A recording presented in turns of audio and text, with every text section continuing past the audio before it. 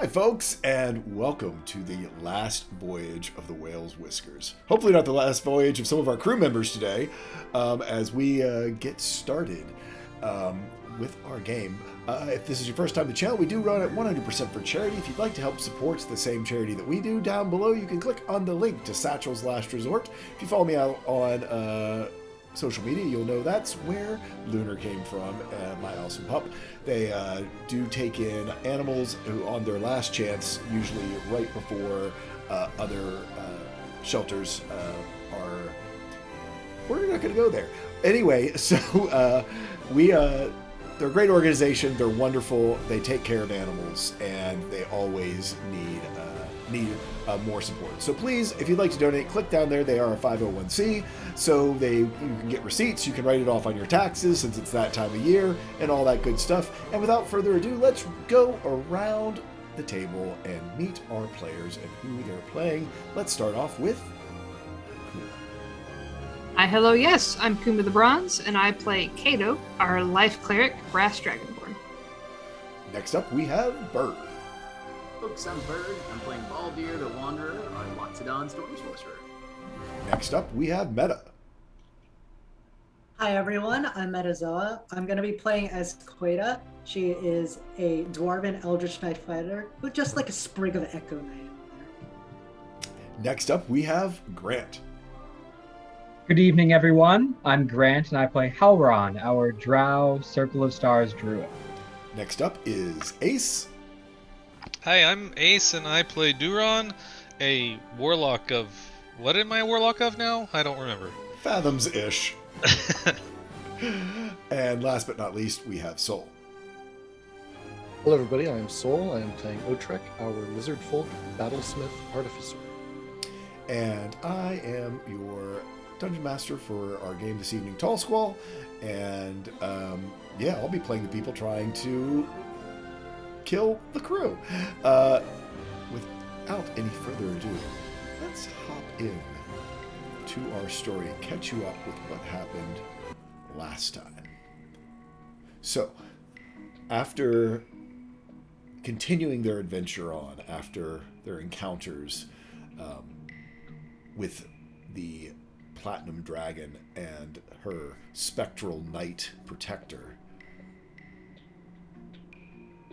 the crew of the Whale's Whiskers sailed back downriver to take the fork down the dark chasm where Halron's dreams had been leading them. They followed this dark canyon to a cave. Huge cleft in the rock they were actually able to sail the Whale's Whiskers into, and journeyed underground for nearly half a day until they came into a huge underground lake. Strange phenomenon happening there where every tiny sound would carry out through the space, echoing louder and louder and louder.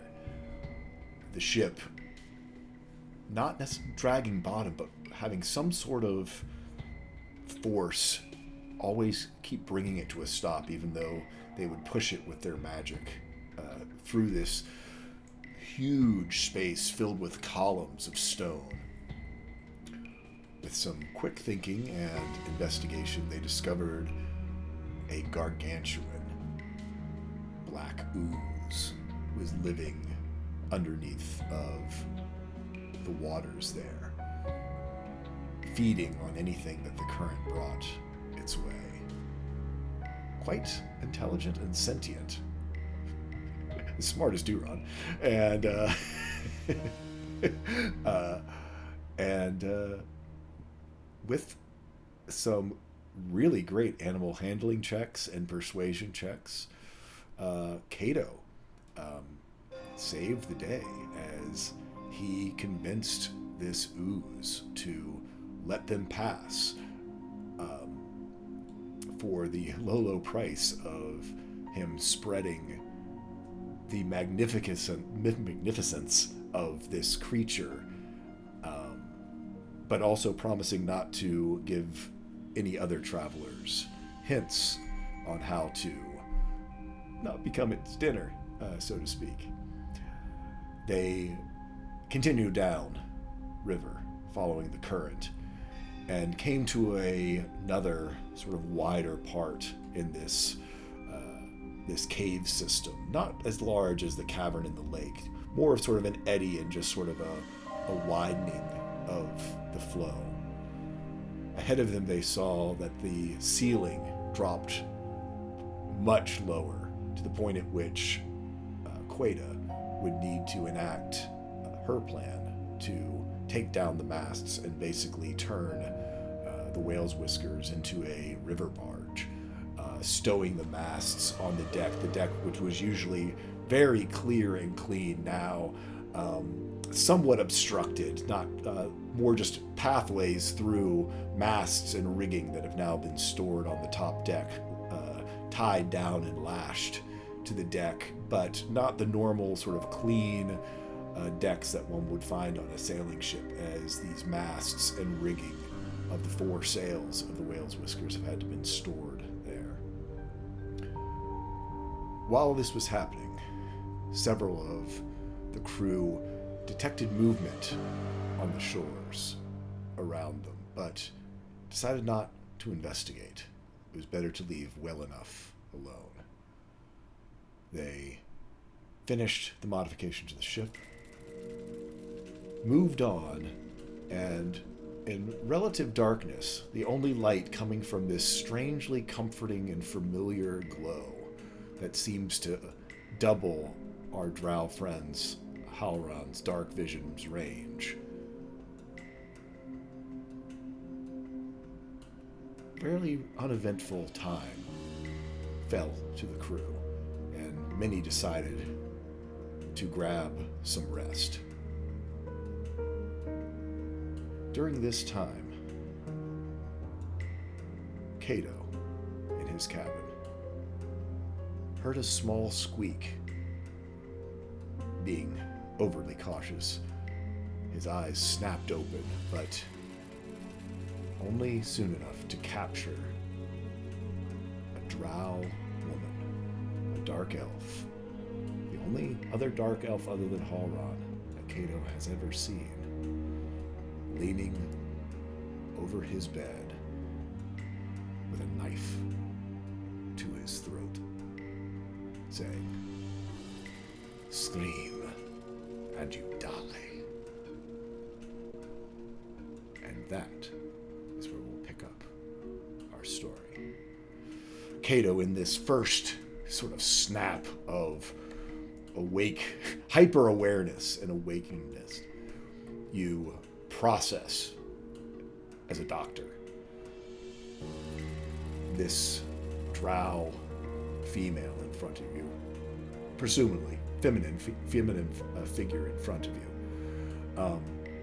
The first thing you notice, as you know Halron's age being multiple centuries in age, but still very youthful in appearance, this drow has definite signs of age. This drow is certainly older, if not twice, maybe three times the age of Halron. Elves are a fairly unknown race upon this world. In fact, the only elves are the drow, and the only one that has been known in the quite an amount of fame in the southern continent is Halron. So there isn't the standard D&D knowledge of the longevity of elves, but just by presence and confidence, you kind of feel the weight of experience of this drow as they lean over you. Age does not seem to have affected them in any way of making them frail or less adept. In fact, if anything, there's almost a hypnotic fluidity and litheness to their form, a grace, almost terrifying grace to their movements, almost as you have a naturalist, many serpents, snakes, other creatures, predators use their presence to freeze prey just with their gaze. That is This is so comforting. immediate impressions that you get. So Kato had been asleep, holding the bag of his things, and it had squeaked when told not to scream. But he's going to look at this woman, presumably, and with his quick analysis of the situation, gonna look a little surprised. Like, despite it's past the surprise of, oh, there's something, somebody holding a knife to my neck, and more of, wow, that's it. You're an elf. He's going to quietly open his mouth. Quiet. What if I whisper? Good. First, who is your captain?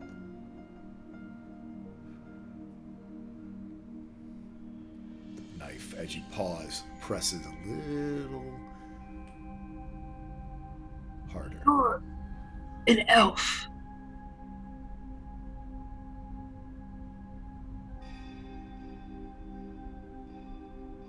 Who is your captain? Does Biriana have a name that she is known by that is not her, like, does she have like a nickname? Sort of godmother of pirates and sailors alike, but I mean, Biriana very much like a P.T. Barnum, runs on her name. Okay. So.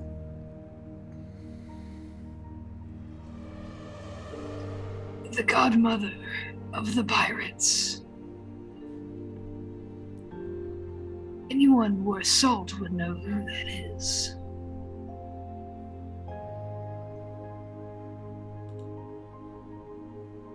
You take 4 points of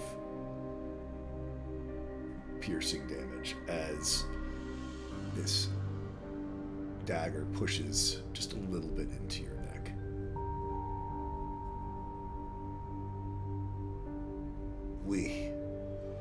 From the look of you. Let's see. Stand by. Oh yeah, with her passive insight. You seem to understand. We are from different worlds. The name of your captain. I'm afraid I don't give out names. That is a dangerous practice. As one as seasoned and experienced as you would also understand.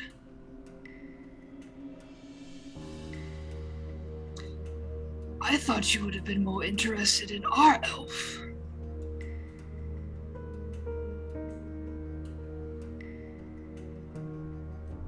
Eyebrow raises.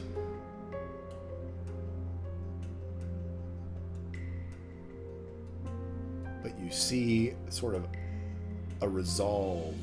A curiosity passes. What's your passive insight? Hold on, I know this. It's really high. 1 second. I Let think me it get back is to too. my Yeah, sheet. it should be. Oh no, my insight is my lowest. Oh, It's no. a 15. Passive, okay. On a 15, I'd say with a 15 it's enough to even think. You see that tiny spark of curiosity change back to resolve.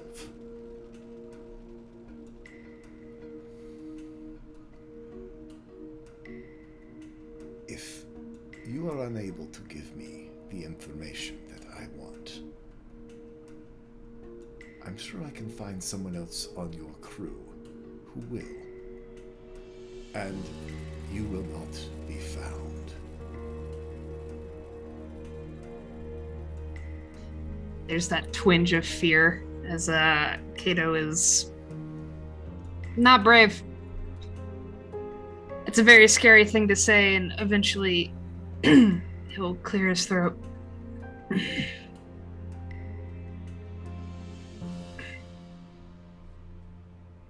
Bright bangs.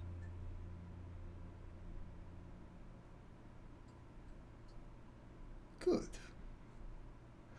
And your Captain Brightbangs. Who are they most likely to listen to? If to make them change course and turn back from this place.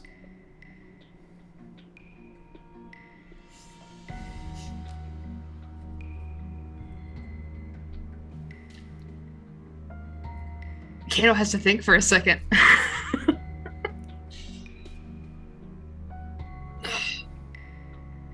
That would be our navigator, Halran. And where will I find this Halran?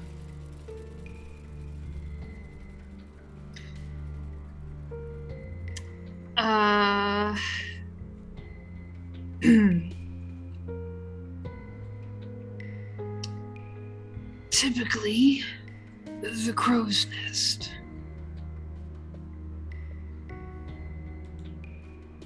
You take 2 more points of piercing damage. I'm not a fool. There are no masts on your ship right now. Oh, they did take those down. I deserve that. I help. That's where they typically stay. He has a room, but he doesn't need sleep. Not like us. That statement piques that this could be more than a lie about talking about an elf. We will come back to this, Halran. Tell me.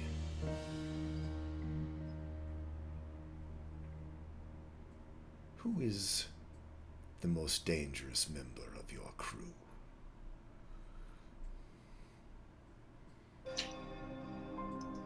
That's a very loaded question. One could say in very different situations, things could be more dangerous. There's, if you don't like fish, the cook is very dangerous. If you don't, he starts nervous babbling.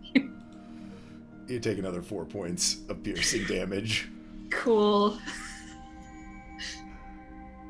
Who is it that people tremble at when they think about them? That is the one who will, the one least predictable, the one I should be most worried about. And now you're just trying to feed me an answer, Tall.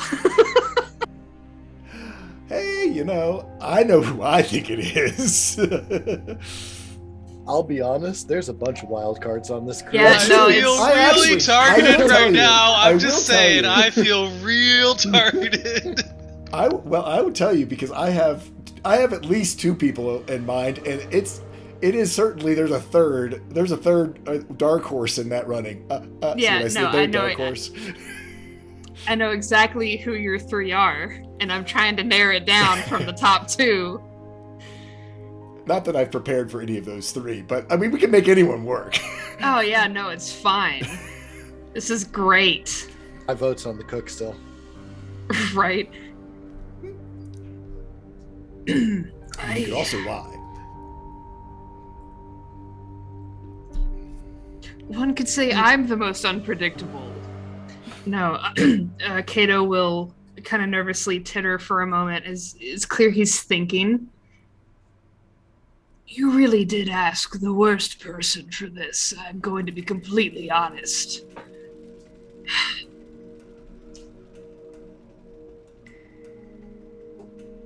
I suppose the most unpredictable would be Duron. The most dangerous would be another. But at this point, you're not getting all the names of my crew for free. You have been very cooperative. Unpredictable is counterable. Dangerous is dangerous, but I do understand. I will give you a piece of information. You are entering the territory of the Venemetrium. You are not welcome here.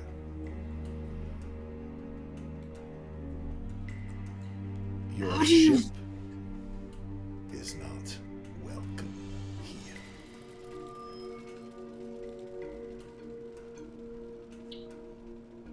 How do you feel about spiders? You see a really terrifying grin.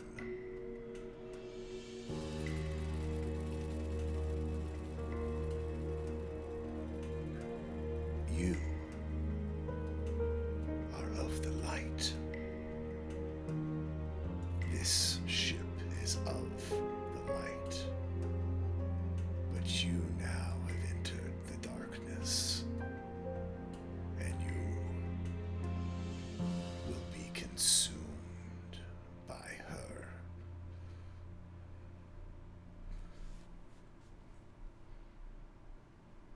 And you see, as she says that, almost like the after, when a strobe goes off, how you still sort of see the lights, you see the marks of another 6 eyes across her face.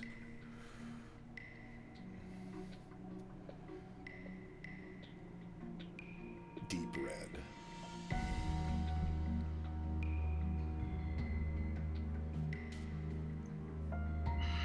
So, who is next to Kato's room? Like, room-wise? I mean, we've been sort of loosey-goosey with it. I know we've played it. We've actually played it both ways. I know early in the campaign you were all but right down the hall from Otrek in the lab because to keep an eye on, and you all would often collaborate.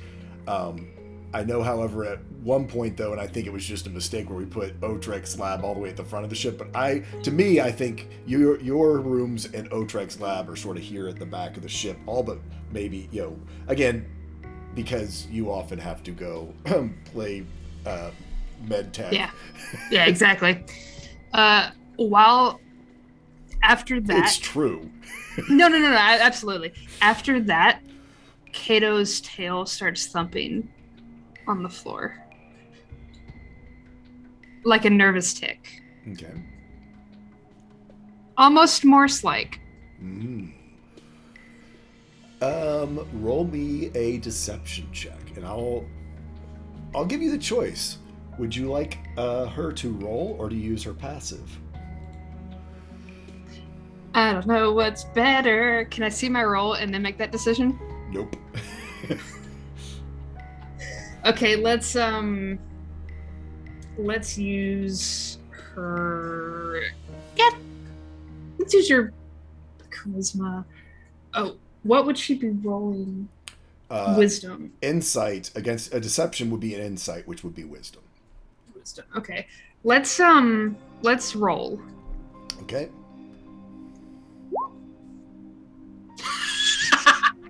Do I need to tell you that their bonus, that her bonus beats that, or I'll still roll it? No, don't. Yeah, because it'll give away. It'll give away what she has. Yeah, it's fine. I don't mind being completely outclassed. Out of nowhere, another dagger flashes from the belt. I'm gonna give them advantage, and I'm gonna roll this just numbers so you don't see the actual what it is, because you know. It's fine. Kato's good at one thing, and that's talking. Talking far too much. Talking but not lying. I'm assuming also really good at I'm healing. assuming a 27 hits. This other dagger flicks out of nowhere, pins your tail to the ground, doing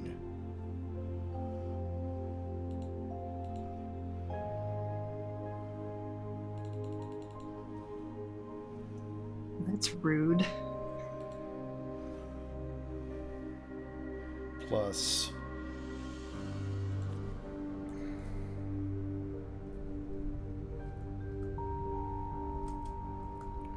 GR, right? If I recall, GR is a whisper roll to myself. Pretty I sure. believe so. I believe so. Plus an additional 18 points of damage.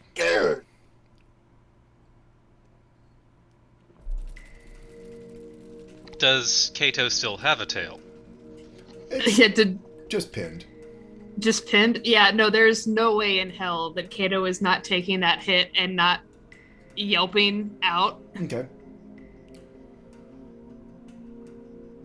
Not even like looking at her defiantly and just screaming. It's just the absolute, just saw a rat in the cellar. Right. I think immediately Squeal. a hand goes over your mouth. Muffles it some.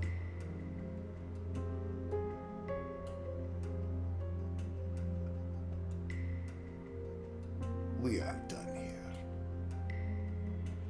Where is this dangerous one?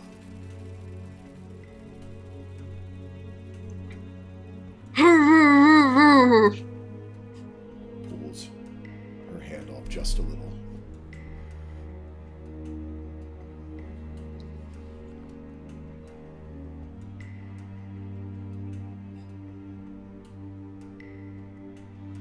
Next door.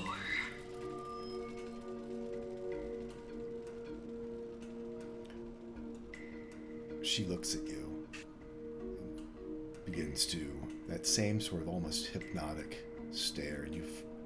As she speaks, there's almost a warmth at your neck. It is so comforting for you that you are so well protected, and the rest of your crew are guarding you as you rest here. You should definitely follow your captain's orders if you hear any noise, and should stay here and hide. No one has been in your room, and I need you to roll a wisdom saving throw with disadvantage.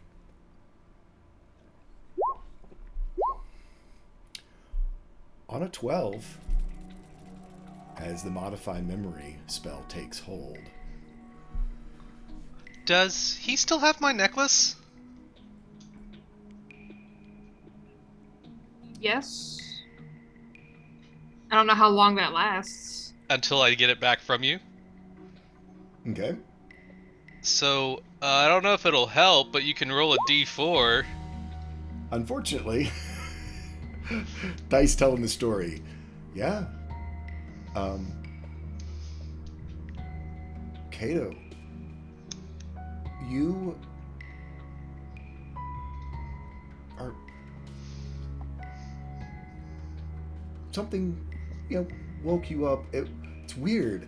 You could have sworn you saw a brass dragonborn, its tail, leave your room.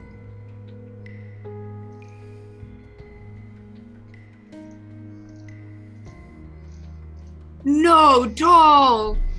No! Ooh. Oh no.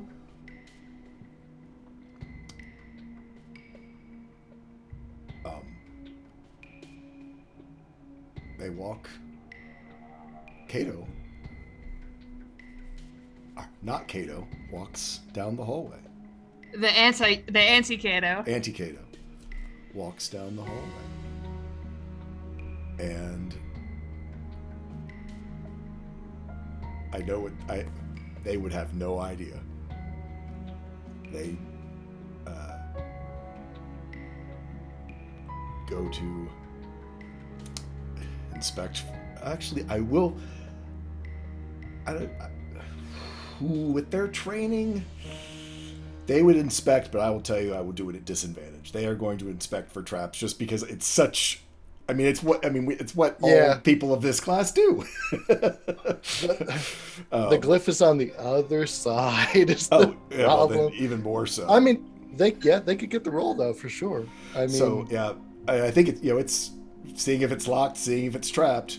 Because oh wow, boy, did I really not?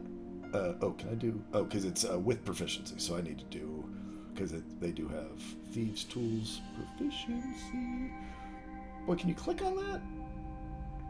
No, I guess you can't do a click on that check. So it would be it's this plus proficiency. Okay.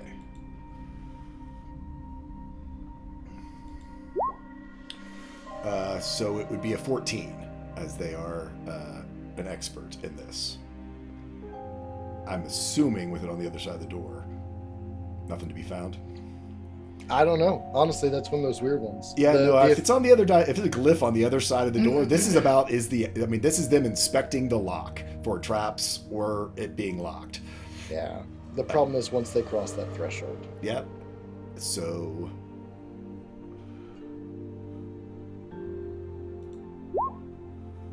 with a 25 stealth check, ever so quietly.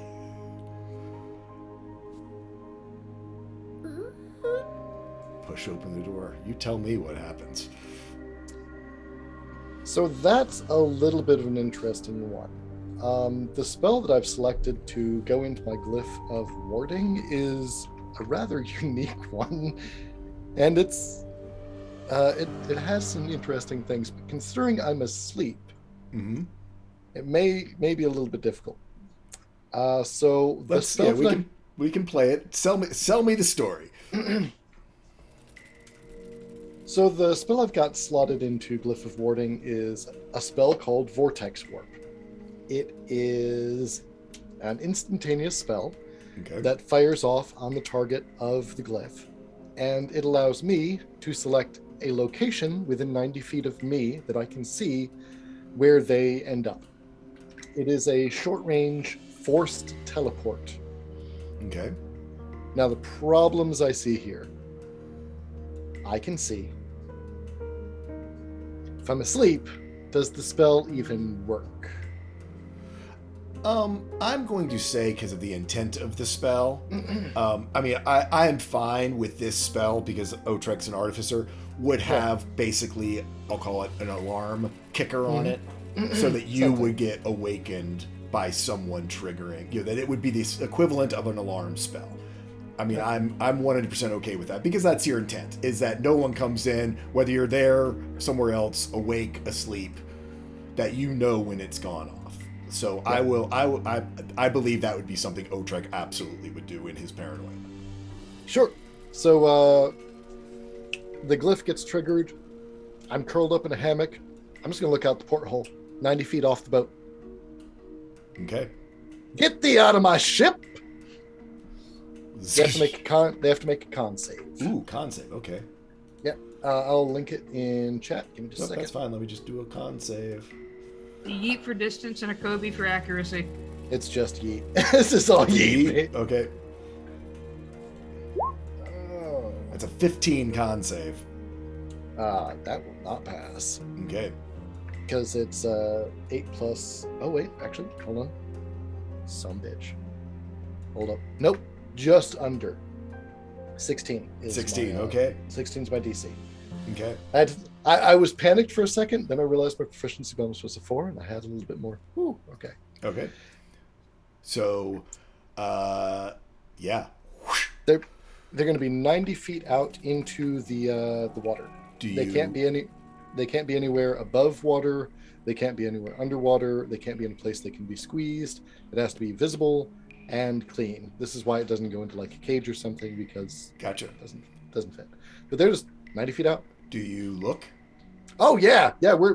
It's where I'm staring. So I'm you like, see Kato. okay. I know that's not Kato, because when you set a glyph of warding, you can exempt people. Okay. I'm gonna raise hell. I'm gonna be shouting and hissing and like grabbing all of the armaments, and there's gonna be a thunderous noise from the lab as I get ready. And say That's that exactly why I sent them that direction. yeah, that's an expensive use of that one, but it's a good one. So I sibilantly I'll hiss, there's an intruder. There is an intruder. A skin changer. So, okay, I would say, yeah, this scream goes up. First thing, what does Kato do, having had his memory modified? Probably try to pry his tail out of the floor, because his tail is still stuck. So he knows something's up. He just doesn't remember what happened. Actually, they would have recovered their dagger because they would not have left that behind. That's a really good dagger. Fair enough. Okay, first thing, Kato will check his bag to make sure that Duran's shard is still there. He has kept it with him the entire time. Knowing that that's safe, start trying to kind of hobble to the door. He's not worrying about healing himself quite yet, because if there's an intruder, somebody else probably needs it more than he does. Okay. I'm not going to put us in full true initiative. I will say, as you all are hearing this call go up, Otrek, because you've got eyes on this intruder, you see again, you're an artificer, you would recognize a door whoosh, open, whoosh, they fall through and disappear from your view. Or Cape of the Montauk, one or the other. All right. That's not good. There's a limited range on that. It's, I think, a couple 100 feet. 500. Yeah, you heated them far enough that they couldn't just do Misty Step. They had to burn the higher level. But yeah, but I don't know if they're going back to the ship, or is the shore within range of that? At the width we are right now, yeah, it would be neither shore nor ship would be within Misty Step range. I would say as an artificer, you would be able to glean that. I'm saying within Dim Door. Dim Door, both would be accessible. Okay. So, as I am finishing arming up and scrambling my sausagey self out of this lab, I will also raise the cry, hats! Everyone hats! Okay. Let's go to what everyone else is doing. Fucking smart. I believe Meta, oh yeah, buddy, Duran, and Baldir did all go back to rest. However, Halran, because of everything going on, basically was unable to enter trance, was just being pensive, being drow edgy boy on the upper deck. So let's start with you, because I know you would have been not roused from sleep. Right. So Halron stays up front, but hearing what Otrek has to say, will first put on a straw hat. And does Halron notice any splash or anything outside the porthole? Roll me a perception. If you're at the the front of the ship, this is happening at the back of the ship, so it's 180 feet away. That's within your dark sight vision, but I mean, just hearing the rousing, it's a lot of things are happening simultaneously. So we're just going to see whether you sort of whipped around fast enough. On a 28, you are in. Again, you're two things. You're kind of marveling at this new clarity of sight from the light in this place, from these lichen and moss that are on the walls, and just happened to be that you were sort of scanning the area and you saw Kato appear over the water and then basically fall into, again, you've seen enough Dimension Doors cast as Duron, runs from things, that I gotta throw some shade, that you would recognize a Dimension Door, and Kato disappear into a Dimension Door, which I don't think you'd ever seen Kato do that before. I don't think Kato has a Dimension Door, so that's new. And then you hear the calls for Intruder and for everyone to wear their hats. So Halloran is not sure if Kato has come back on the boat or gone onto the shore.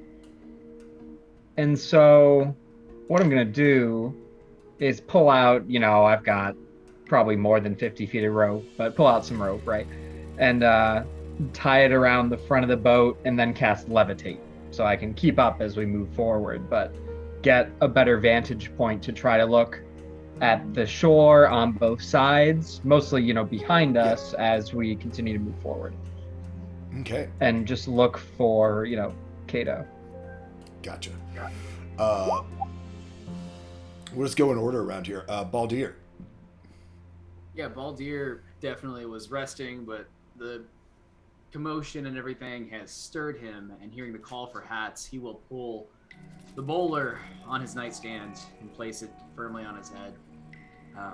And actually probably just go to run out his door, but there will be a brief moment of him running, and even with all this going on, we'll stop and look back at some reflective surface and adjust the bowler to make sure it's really on there perfectly. Before he runs up to surface level, and basically he's just going to be looking around, surveying the scene, trying to figure out what's going on, and straight up, no surprises here, he's just going to have telekinesis ready to go. If he sees this person, he's going to try to lock them in place. And, okay. Have him trapped. Gotcha. Next up, Queda. So Queda will, let's see, she would have been resting after having just done a quick check-in with some of the crew members, seeing how they enjoyed their dinners, just out of curiosity, if that did anything. But after that, she would be resting. She would be jolted awake, kind of hearing the order to put on a hat. Maybe, would she just toss it on her echo, or would she toss it on herself? I think she'll probably, actually for the first time, pop the hat on her head, kind of sloppily, and just make sure that she is at the ready to fix any damages. I think because she knows where she is, and she knows what kind of stuff they could be dealing with, it's all a lot of weird stuff, she'll probably have at the ready to cast on herself protection from good and evil. Okay. Duron.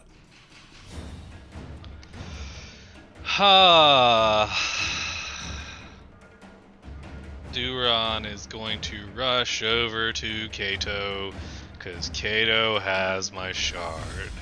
Okay. You are just running through the corridors under the ship. You're up closer to the front of the ship, sort of running down that way to get to Kato's room. Did you grab your hat? Yeah. Normally I probably would be like Meta or Queda and just kind of be like, oh, whatever, it's a hat. No, I don't. I'm not gonna screw around while we're in this cave without it. Even Duron's not that chaotic. Okay. Kato.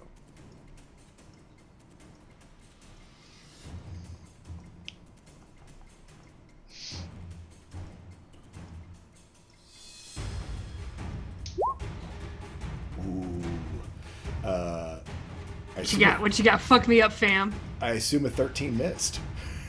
Miss what? You, as lunging from out of the corner, Kato attacks you. It misses, yes. Oh my god. Am I gonna have to prove I'm the real one? They are gonna take a second swipe. And Weapon of certain death? Excuse me? 26, I assume, That's is gonna the hit. name of that thing? Yep. I assume 26 is gonna hit.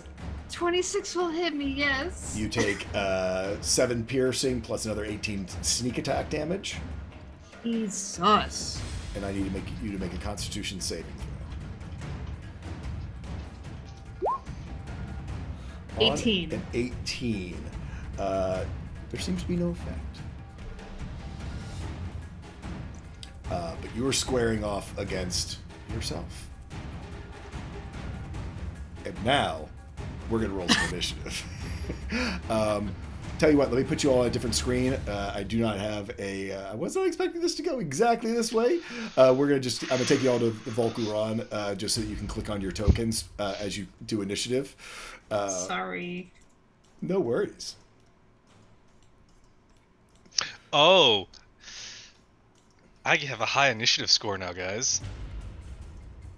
But it doesn't matter when I don't roll well. Oh, shit. I rolled twice. Sorry. No worries.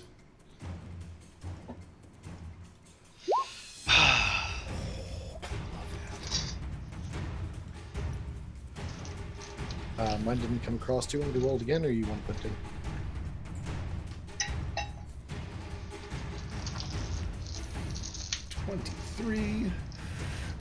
I'm sorry, what was yours? Let me take a quick look. For whatever It was reason. Yours didn't come 18, in. I think.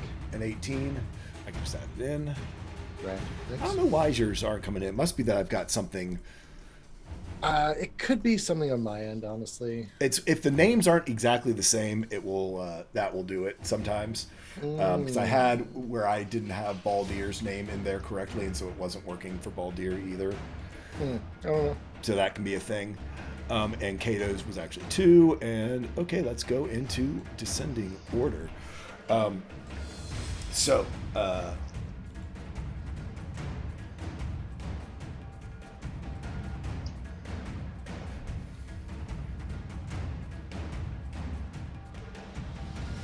Roll me a golly.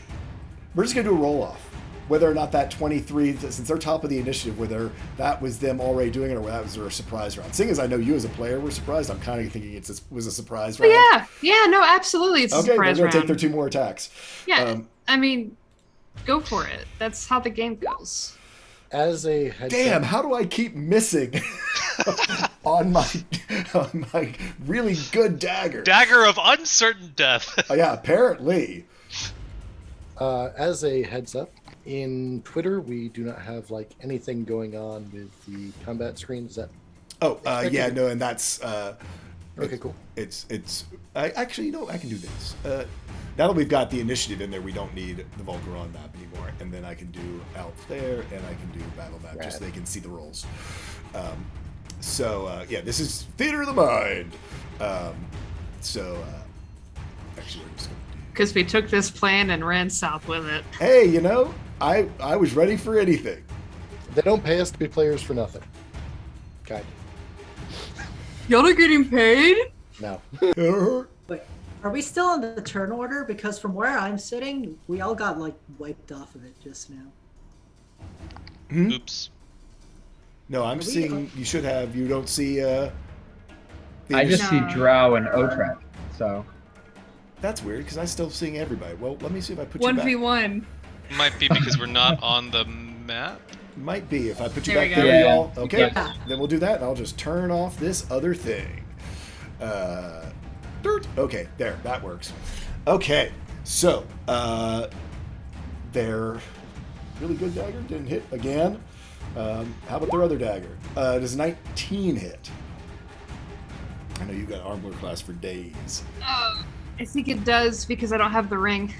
Gotcha. So you will take 5 piercing plus another 15 sneak attack. do they have advantage right now? They do not. So you do not take sneak attack. You only take the 5 points because they don't have sneak attack right now. So you only take those 5 points, but I do need you to make another Constitution saving throw.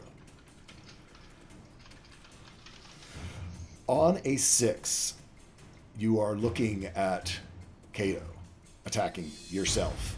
This dagger plunges into sort of the side of your chest, and you feel this magical pulse of energy go through you. And whew, everything goes dark as you are blinded. Nice. Halran, you were up on deck. You saw you're up levitating on deck, looking. What do you want to do? Do I hear anything? How loud is Kato being?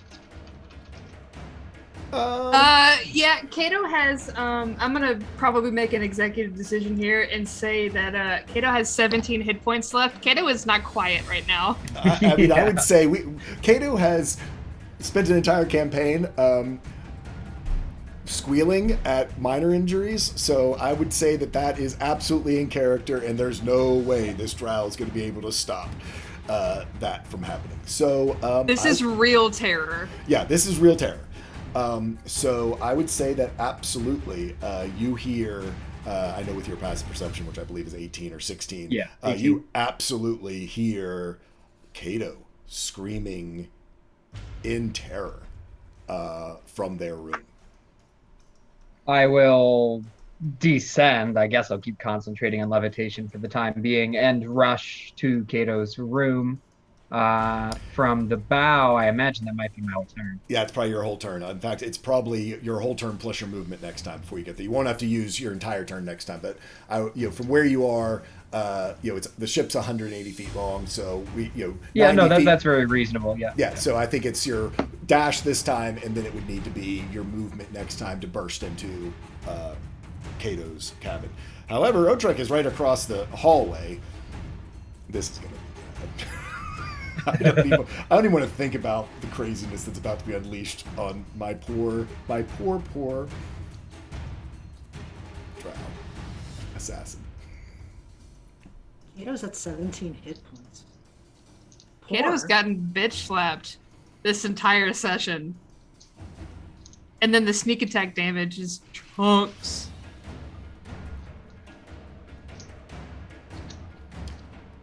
So, Otrek, Sol, what you up to? Yeah, if I hear that scream, I'm definitely going to go across the hallway and bust in the door and reveal this grand duplicity. Quick question. Quick answer. No, actually, this is to Kato. Did you have time to grab your hat? One of them's wielding a dagger. Yeah, I will say. I hate to point that out, but that's true. One of them's got two daggers in their hand. One is very calm and collected. The other one is screaming in utter panic. I think Otrek would know who to. I mean, if I'm putting bets down, the person getting shanked a whole bunch probably is Kato. Yeah, I would say I'm not going to make you roll for that. I had other methods as well, but that's baby, guys. Yeah. Kato is baby. Okay, dokie. Yeah, you would know as an artificer, no disguise could possibly mimic Kato in crisis screams. Being that terrible in melee? Yeah. No one bleeds out on the deck like Kato. Okay. Yeah, we're gonna it's fine.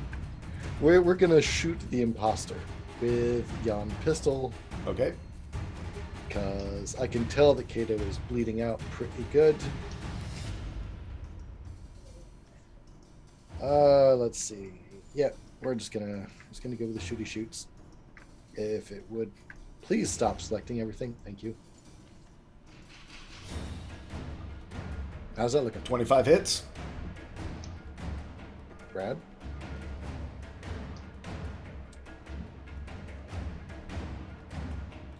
And on top of that, a little bit of damage there. Okay. We're going to activate Arcane Jolt. And we're going to restore 2d6 HP to the real Kato. Okay. Oh, look at that. Nice, 11. And because I am cool and artificer and I've got a gun in my hand, we're going to go ahead and take my second shot. Okay. 21. 21 will hit. Damage is there. Sadly, I can't activate Arcane Jolt twice in a round. Okay. But that's a solid start for a round, I think. Sounds good. Duron, we'll say that since you had already woke up and started running, all but on the call. Go ahead. I was gonna say, it didn't occur to me to think about this that I had like an action to use. Would I have been able to cast Far Step last turn?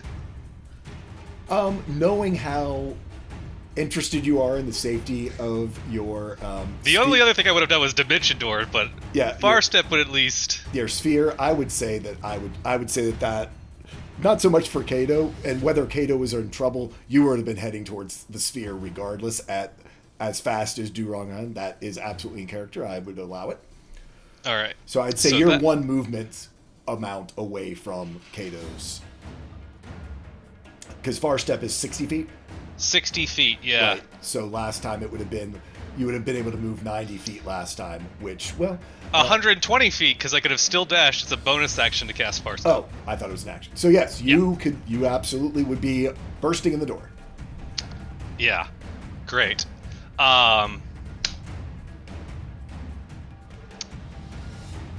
Hello. I'm going to cast Mental Prison on this person. Ooh, nice. I need an intelligence saving throw. I think that is. Damn it. Wow, what terrible damage. Int save. Oh, yes. Okay. So half damage is that, or what? Is it half damage? Yeah, I can do the show spell description. It says no. It takes 19 points of damage. It's that the other part doesn't happen, right? Yeah, the other good part doesn't happen. All right. Okay. And then as a bonus action, I'm gonna pull out my Tentacle of the Deeps and make an attack with that, and have it kind of like interpose in between Kato and this thing. Okay. So that is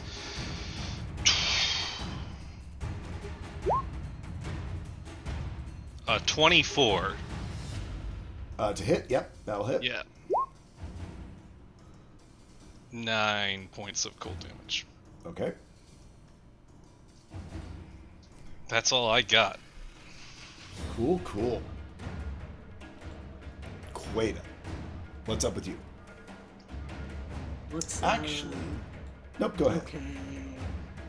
Wait, was something else gonna happen? Because I think if there was yelling, Queta would probably just also go in there. From where she is, I believe she's like resting too. She has 25 movement speed. I don't know if that would be enough to make it too. Probably would not have been able to make it. So you're probably still in transit this round. Okay. What if I click my boots of speed? That doubles my movement speed. In general, we're saying that it's 90 feet for the folks who your cabin's up towards the front of the ship, so it's 90 feet. So that still only would have gotten you. Clicking your boots, is that a bonus action or an action, or is it a free action? That is a bonus action. So you could have gone. So that would have taken you to 50. You could have gone. I would say with clicking your boots, yeah, you could. You get right there. I will say this: it is getting very crowded in the hallway right outside the door. So you arriving there, you've got a water sausage and a giant sapphire dragonborn, kind of in your way. Is everything all right in there? Everything is under control? No! Well, all right. I can't really see. I'll trust that you two have that. However many of you have that under control. Is Kato on the ground? Probably at this point, yeah.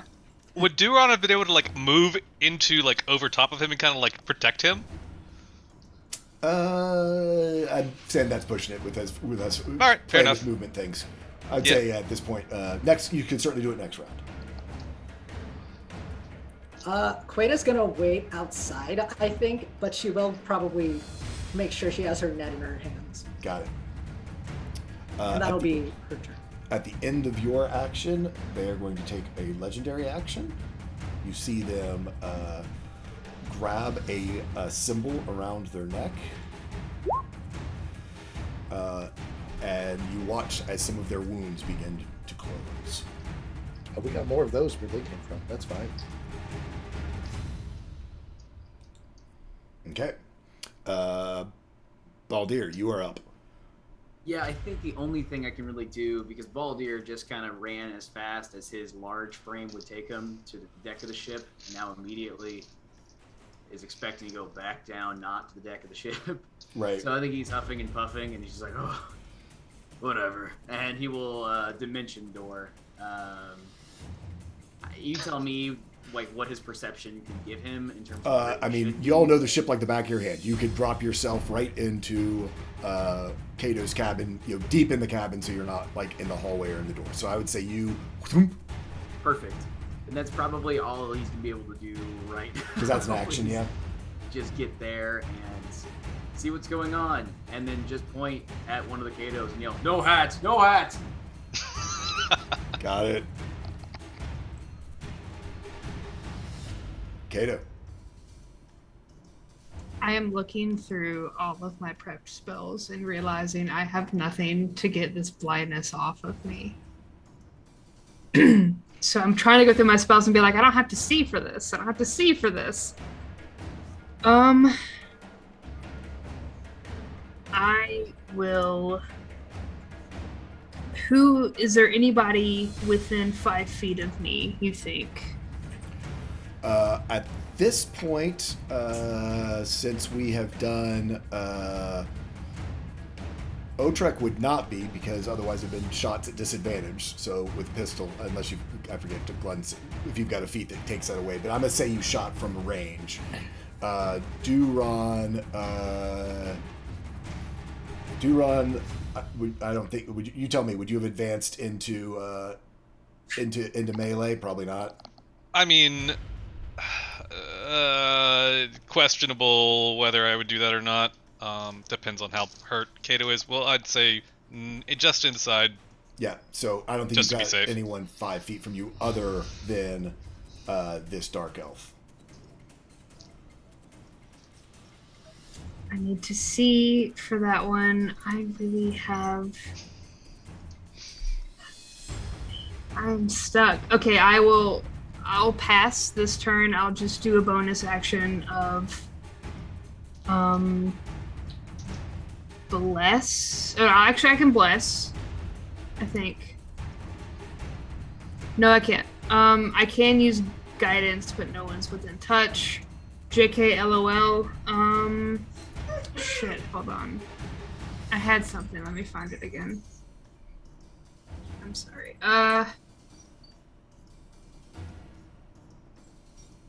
Would I be able to use Shield of Faith? It has a range of 60 feet, and it's a creature that I'd choose, but it mentions nothing about sight. Yeah, I think you can do yourself with the Shield of Faith, so yeah. I would want to put it on someone else, probably. Oh, it just says a creature within range. Then yes, it would be, and you certainly would have heard Baldir saying "no hat, no hat." You would have heard, you definitely would have heard Otrek's pistol. Not sure if you would have heard Duron. Yeah, I don't said see... hello when I walked in. Sure. No, I did say hello to the creature that we're fighting. Oh, actually, you did. You are absolutely right. Why, hello like, there. Yes. Oh, hello there. Yeah, so you've heard those voices. He did do that. And you actually heard Queta as well, which would be within 60 feet. So yeah, I would say you would have heard voices you recognize. I will Shield of Faith Otrek.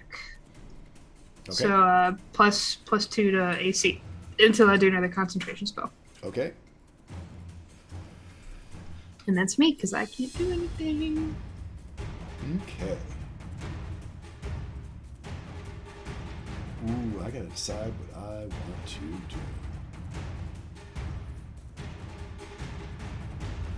Oh, wait. Restoration. I can get rid of a condition, and I can touch myself. Oh, yeah. Giggity. Alright, so I'll use my action to get rid of the blind. But Kato is still absolutely on the floor, like, trying to get away. Yep, so your pupils sort of uncontract. Basically, they just become pinpricks, so no light could enter. They dilate back out, and you are able to see this drow. Ooh, I didn't roll Constitution, but I'm guaranteed that with we're gonna say that dropped, even with Warcaster, with all the damage you all did. Also, I think at this point they know they are spotted. I think actually out of confidence and spite have dropped their illusion, their disguised self as Kato. You see this drow lift up a hand, just glowing with sort of a blackish, dark purple, almost bruised like red, sort of that clotted blood color. A spell swirling on their hand. They put it to your throat and look to everyone in the room and goes, I will kill them. For Duron, Otrek, I think even Kato might be able to spot this Baldir or sort. God, y'all are mad. Every single one of y'all is damn mad. Everyone roll Arcana checks. Oh, okay, I could do that. Oh, I'm smart now, y'all. I rolled poorly, I'm sorry. How about you roll down? I got a 21. You rolled better than me, congrats. So, even with the 14, I would say folks above 14 would recognize this is a high-level blight spell that they are holding, basically to point blank to release into Kato.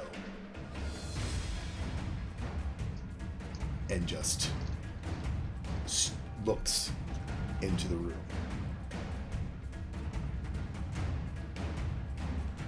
Holland, you would arrive if you use your movement to arrive.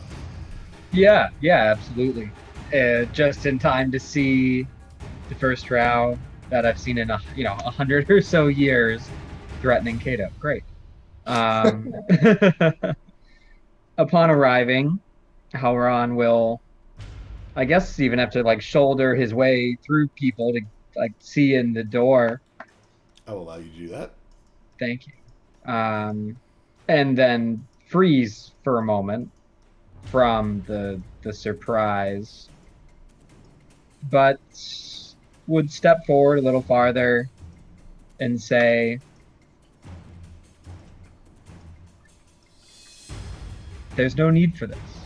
Let Kato go. I'm sure you and I can sort this out. Roll a persuasion check. Actually, roll a persuasion check just so we can see how this plays out. You have advantage on this.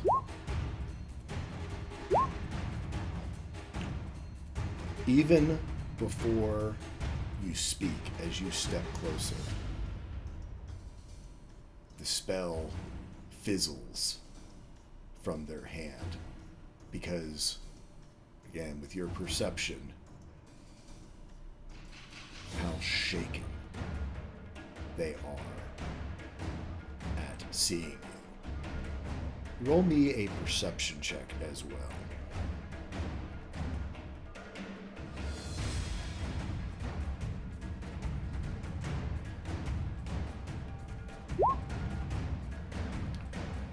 looking into their eyes, you see, as you gaze upon the first drow you've seen in over 100 years, 150 probably even, see their eyes dart to you, your eyes, then your wrists. And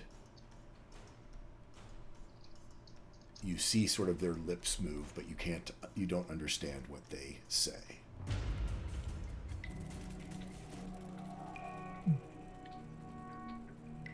As we are out of initiative, as they have basically just are shook. So couple things. I don't understand what they say. Does it sound like just is under their breath? It's not that you, it's literally you couldn't, your perception check was too low. Sure. Yeah. Due to shock, everyone else, everything going on. I'd like to step a little further into the room and maybe not pull, but pull Kato away from this individual. He definitely won't fight it. He'll just kind of flop to wherever he's pulled to. The drow woman sort of almost starts to like back away as they sort of knelt down beside Kato, almost kind of scrabbling backwards a little bit as you approach. But there's this strange battle you can see going on within them of curiosity, but then also fleeing?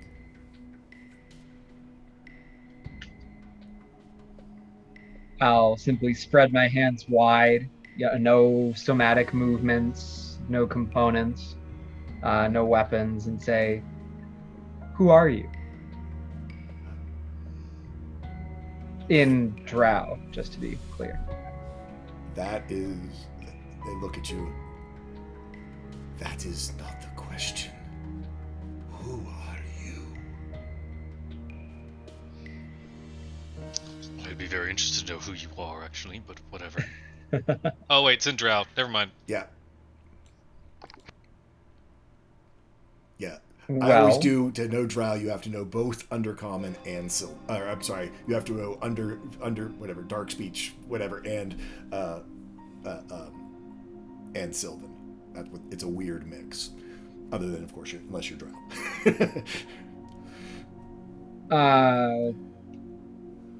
I'll say simply, well, I'm Halron. What's your name? Desira.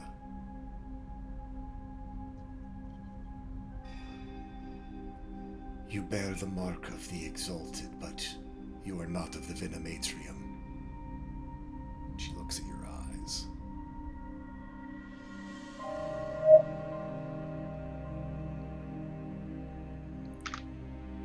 I am not of the Venomatrium, but my people are, or were. And Arabella was, too. Oh, fuck, man. She's gonna make a wisdom saving throw. Psychic damage, let's go. On a 21.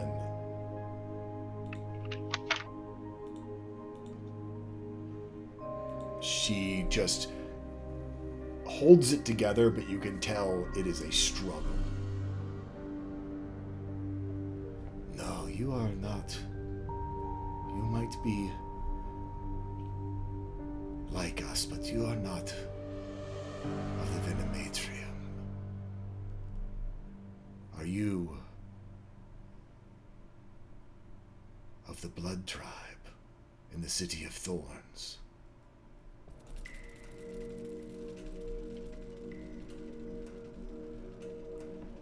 And how do you know Arabella? I've never...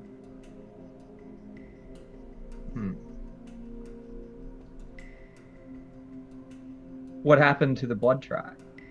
Did they leave?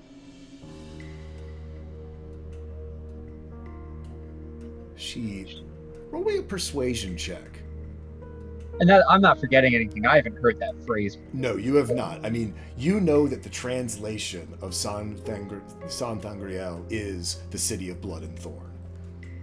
It all sounds very much like my answer. I mean, again, question you know is that yes. there's Like, thorn weavers and blood cloaks, and you're the blood magic. You have advantage on this. Oh. I'm 17.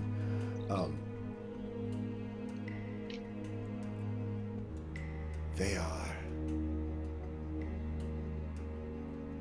legend to us. Fevered visions and ritualistic dreams. They are who I am, have found, was seeking. They are what is missing for the Oprum Deities. You would recognize those words. I very much remember that whispering.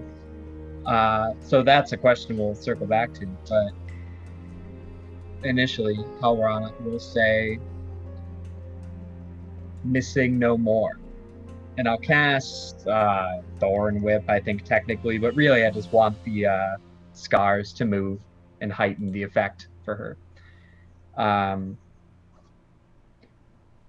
then I'll say, yes, I am of the Blood Tribe, and many, many of us exist on the world that this ship came from. As for Arabella, I learned of her and her fate the same way it seems you and yours learn about us. Her fate?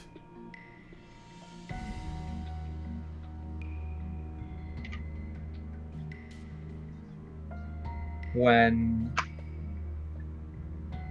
I made use of our, and he'll even gesture back and forth there, blood magic some days ago, I saw what happened to her and her plunge into the darkness. She smiles.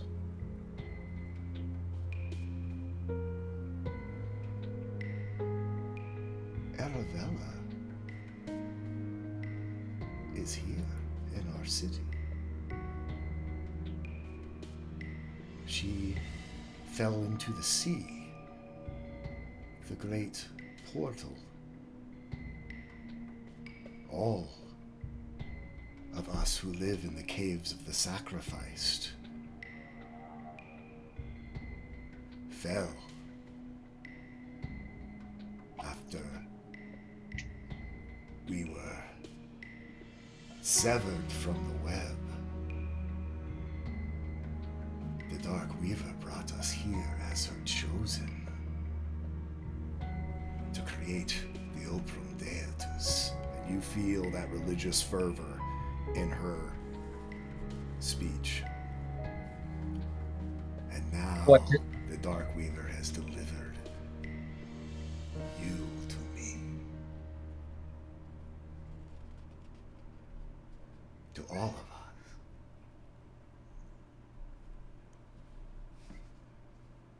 us. I am not here as part of her project. What is the Oprum Deities? The Dark Weaver's holy consort. The purification of our blood to be worthy, to be her single chosen consort.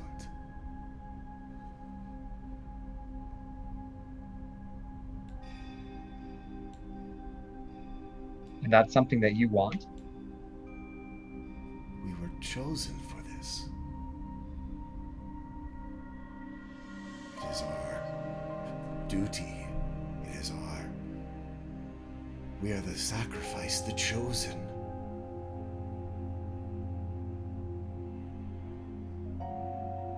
The exalted guide our path. Those who bear the mark of the Dark Weaver.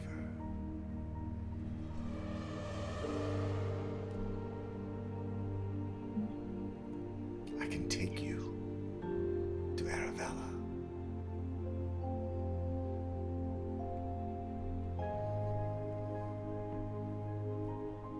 Now it's Halron's turn to be taken aback. And he'll actually turn over his shoulder and look at everybody else.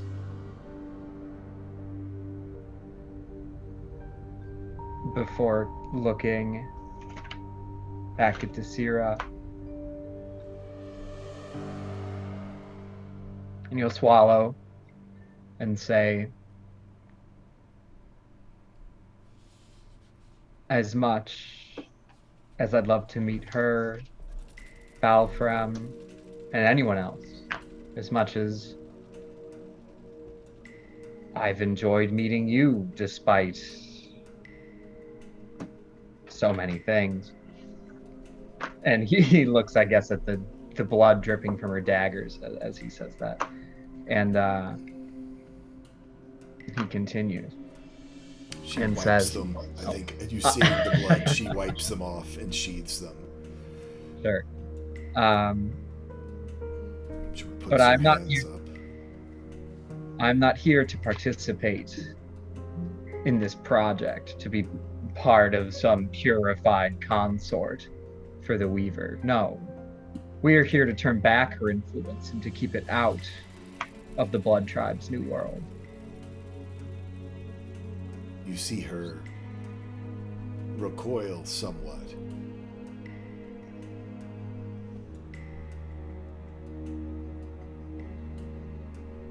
But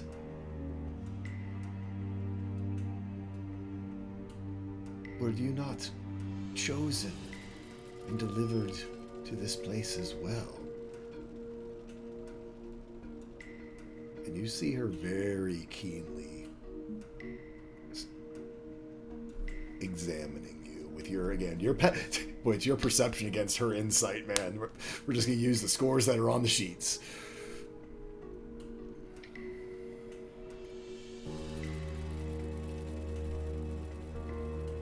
I close my eyes, use wild shape.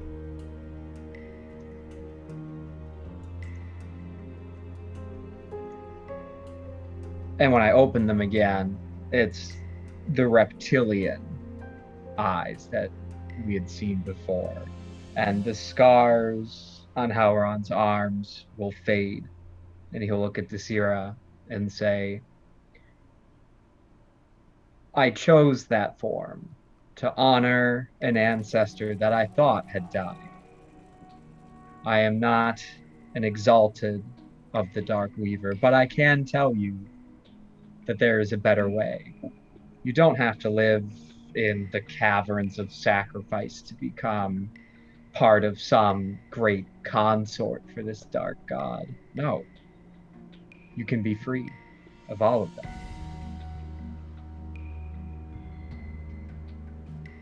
As your eyes, you reopen your eyes and the scars fade.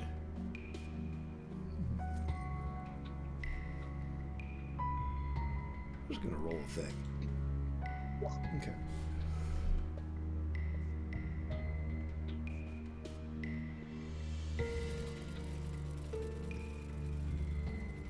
You can try to hide yourself in who you really are. But as I no longer can be of service to the Venomatrian by bearing young, like all Webborn, I am sent on a quest. Sent by her to find the Blood Tribe. bring them back to her fold.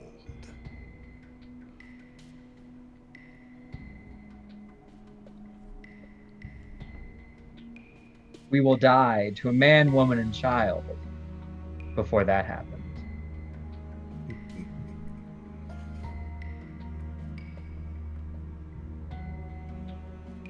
She kind of smiles.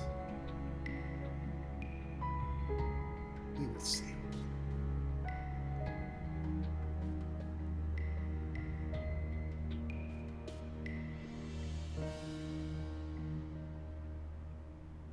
Roll me a you see her almost, she sort of grabs her holy symbol and seems to be like she is praying.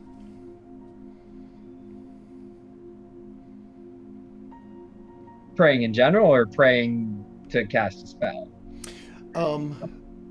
Roll me a arcana, or I'll give you it's that weird thing with druids. Use your wisdom saving throw to see if you catch this. It's not of your same type of casting. It doesn't seem as though there is some sort of magic associated with this, but it does not seem to be as though the words are that the words are necessarily an incantation of any sort. It, from your knowledge of belief systems, prayer does have inherent magic with it. It does not seem to be anything of any sort of strength, but certainly there is a magical aura about it. Is there a city up ahead? What's down here?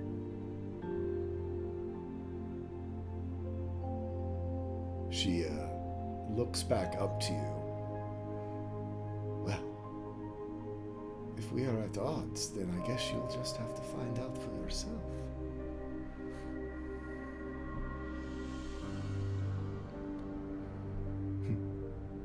We're at odds, and what happens now? You broke up just a tiny bit, I'm sorry. I said, if we're at odds, then what happens now? You kill me, or you let me live. But you will never see the sea at the far end of this river.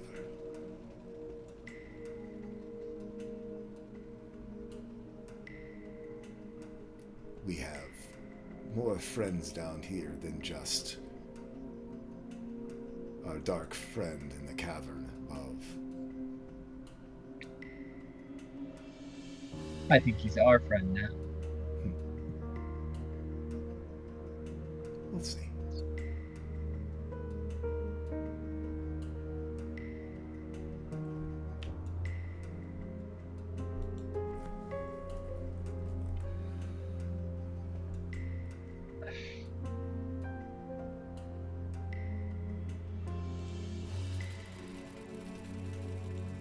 Well, if she's just going to stand there and pray, then how we're on... Yeah, she basically seems to be clamming up a little bit.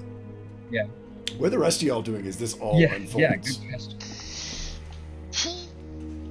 I am quite visibly adjusting a ring. Getting that ring of the ram warmed up.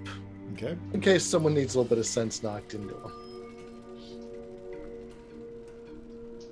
Halron is just kind of Halron, good lord. Baldir is looking at Halron. kind of tightly, like you can probably see the clench fists of Baldir around his staff.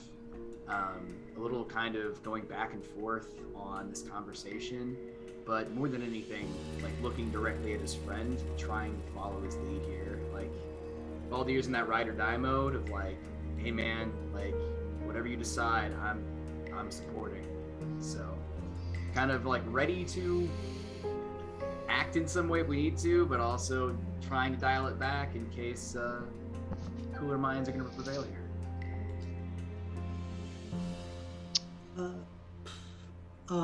Queta has been like standing on like the outside, listening in from the outside of the room with her net ready.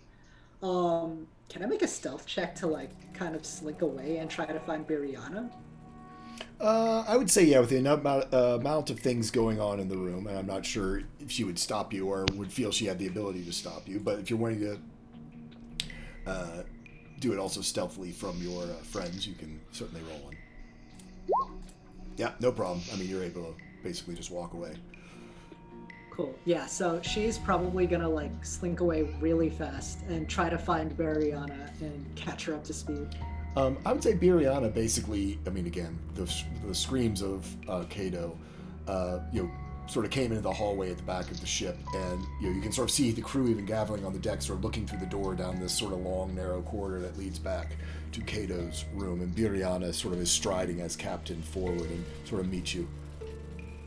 What's going on back there? To be honest, I couldn't really see what's happening in there. It's a bit crowded at the moment. Is it everyone is crowded around at this point, right? I would say the rest of the crew is sort of about 20 feet behind you. They've sort of let, Biriana probably said, you wait out here, I'm going to go see what's going on. And again, probably with orders even to having heard the intruder, they're very much got eyes on the shores and around out on the ship. Gotcha. Okay. Well, she kind of wraps up her net, puts it in her bag. She tells Bariana, well, it's like Otrek was saying, we do have a very enthusiastic guest on board the ship. A guest we did not want, but they have found their way on here nonetheless. As of this moment, they seem to be subdued, but they are very dangerous. Biriana sort of nods, and you can sort of fill her in on some more of the details as she asks you questions about it. Either you could return with her as she sort of heads down towards the cabin as well. But let's check in with other folk. Duran, Kato, whoever would like to chime in. I would be like stepping over Kato and putting myself between him and this crazy lady and passing him a little stopper potion. Okay. He can. Is it like, would Kato recognize it as like healing? Yes. Kato would hold on to it for now. Right now, Kato is still kind of curled up and not really in a great place. But if things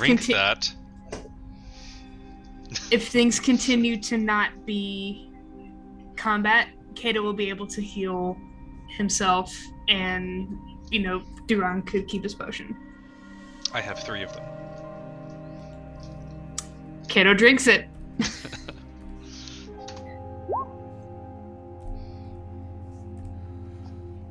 There you go.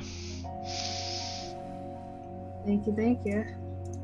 Kato looks a lot better physically.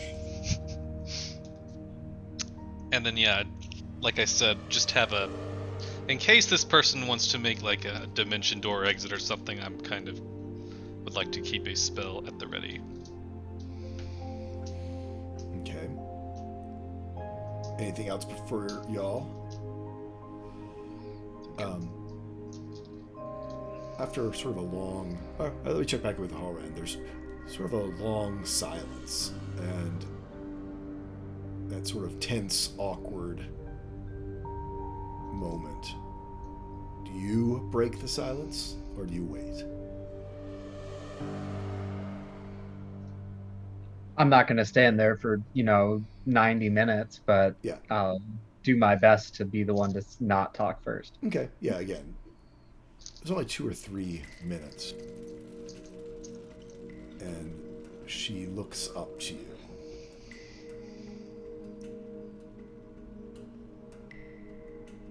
You mentioned Balthran. I am not aware of that one. But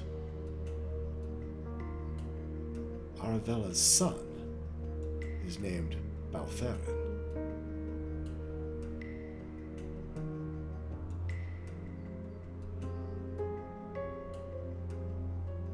I suppose she named him for the brother that didn't join you down here. He was not chosen to fall into the sea.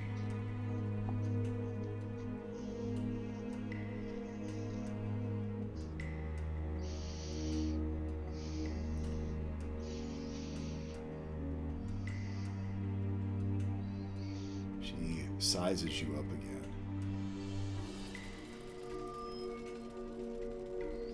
You know of her brother, you say. You know of Arabella. Do you know of the mark of the Exalted One? No.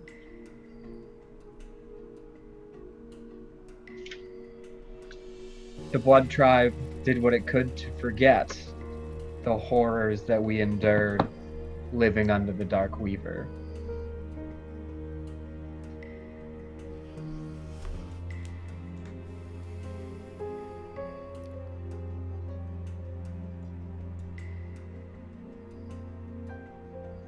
Well, what is my fate to be? May I go my way, continue my journey to find your home? Or will you and your lauded break from the Dark Weaver murder me here on your decks?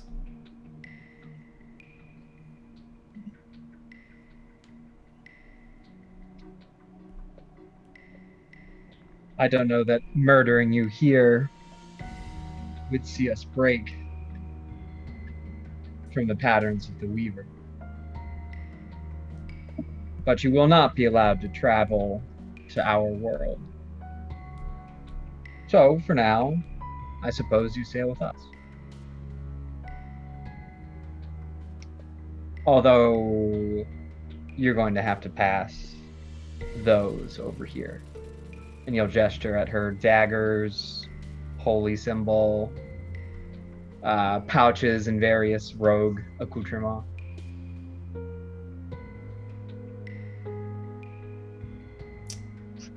She smiles. And hands? Of course, it's the only prudent thing for you to do.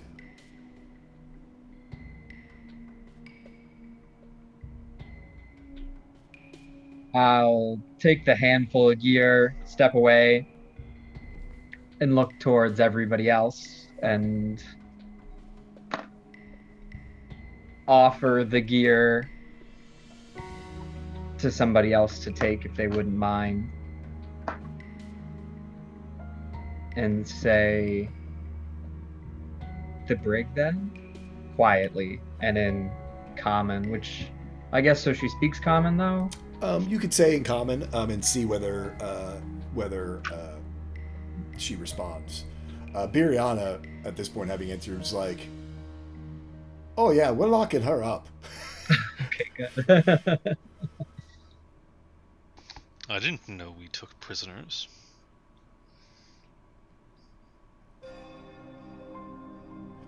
Depends on whether you're talking to Biriana the pirate or talking to Biriana, the godmother of sailors.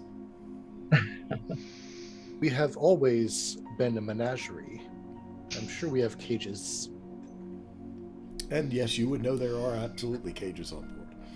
And, you know, there is a brig just because all ships would have one.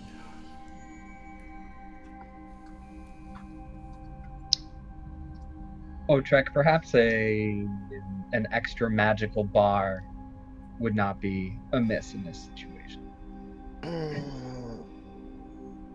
I was thinking manacles at the very least. I am That too. otherwise engaged in some crafting, but I may be able to work something out. Above table, I'm scraping the bottom of the barrel, but I do have some resources I can probably apply on this. I just don't have anything built, and I know that I've been working nonstop on getting things ready for the extraplanar journey. I don't know if I've got time to whip up something crazy and crafty. I would say nothing crazy and magical. I think you could certainly help secure a space. And maybe I was just thinking glyph of warding again. If you have the slots for it. I have one more casting of Glyph of Warding, and it keeps things out, doesn't keep things in. It's an expensive spell to cast, let me tell you. That's why I'm like, don't send it my way, don't send it my way. Oh, fine. Oh, I see the components there now. Yeah. No All fun. Great spell, though. I think I may actually have something. Give me just a second to look at my inventory, my expanded inventory. Tell you what, as we're a little bit past our break time, while people decide what they want to do with their newly captured prisoner, why don't we take our quick break, and we'll be back in 5 minutes, folks. See y'all real soon.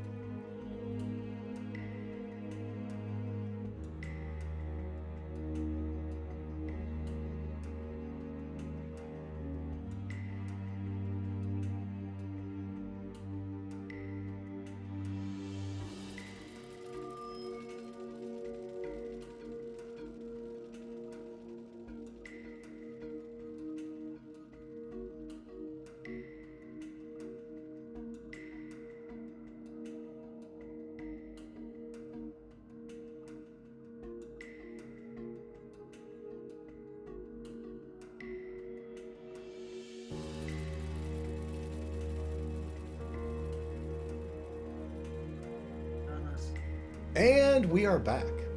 So, the crew has taken this drow who had all but assassinated Cato prisoner. After getting some information about what potentially lies ahead and sort of clues as to what might be, well, ahead. So, what would you like to do as you take Desira out of this room, out of Cato's cabin? I don't know that we need to recap everything that we just talked about before the break, but I would hope Howron would fill us in. Yes, I think certainly to your, but yes, Howron, are you going to fill everyone in, as it was in Drow for the most part? Yeah, and like you said, Ace, I don't want to spend 5 minutes saying like this was the back and forth of the conversation, Yeah. but essentially, yeah, Howron fills everybody in on the major points. I don't think everybody's character has heard much about the Arabella thing, so he'll probably glaze over some of those details. Right. But he'll make sure to mention it because Baldir at least will be probably kind of surprised by that too. And yeah. So,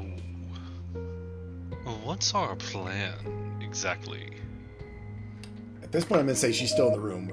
If you're thinking you're talking alone, so I don't know if you've all bundled her or want to bundle her away first, or to talk privately, or whether you don't care whether you're talking in front of her. Yeah, I would not plan things out with her in the room, so. So, you handing her just over to Biriana, or any of you going with? I mean, you've got a dangerous prisoner. This, I need to know at least a little details. We can't just hand wave this, because otherwise, I'm going to do things and y'all aren't going to be happy with me. I would say at a minimum, manacles, gags, and 1 to 3 people watching this person. Okay. Otrek's priority is going to be Cato, so outside of basically begging off on being able to craft up a magical cage for a shape-shifting drow assassin, yeah, we're not going to be going with that route. We're going to be checking in on my friend. Okay. Otrek, as you cross over to Cato, as Desira is still close by, you see her eye you.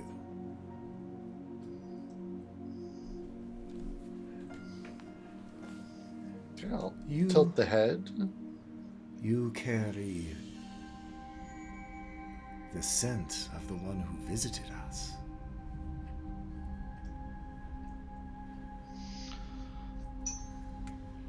Visited? One of scent? Strange one. Like these two, and sort of nods her head to Cato and Duran. But of a verdant hue.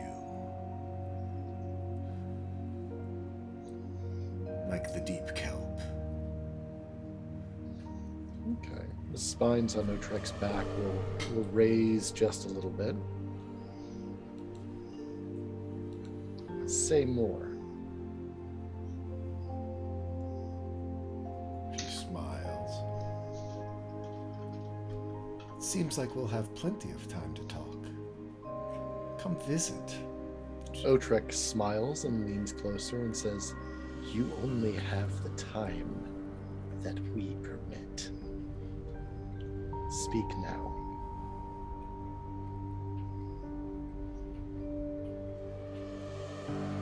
Roll me an intimidation check.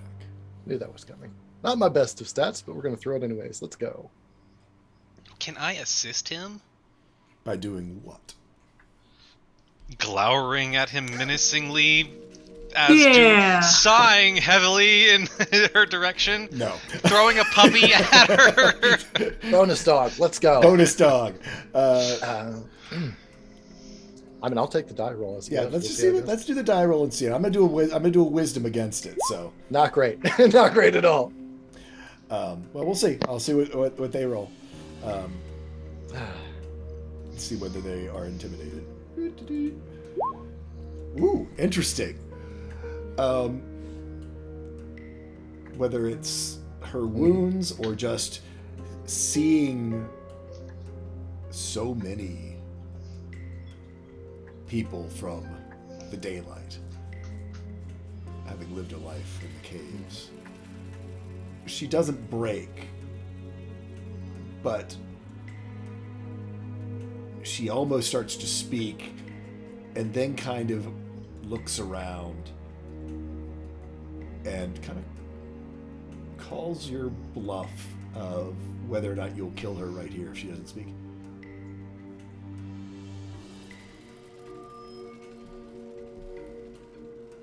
Okay.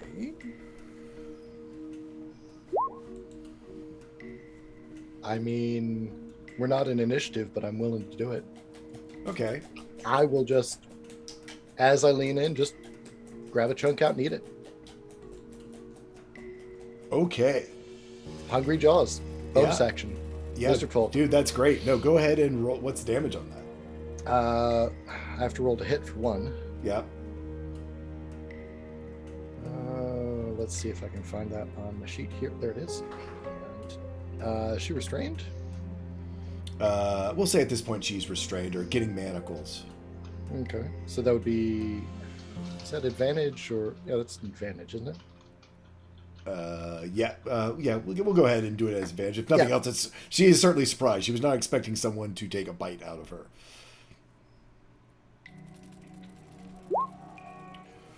Not my best roll. You just barely find a spot in her armor where your teeth penetrate. Wow, okay, cool. Go ahead and roll that damage. Yeah, it's lagging. It's not much because strength is low. Yep. But, I mean, it's enough of a nip that she was not expecting it. And she does sort of recoil. And I'll say that with that she only beat you by one.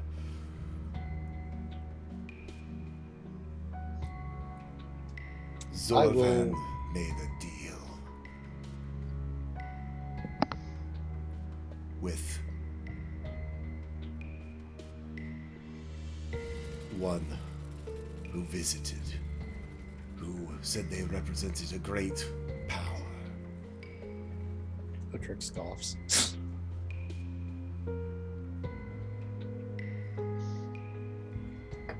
Very deliberately swallows the nip he's gotten off.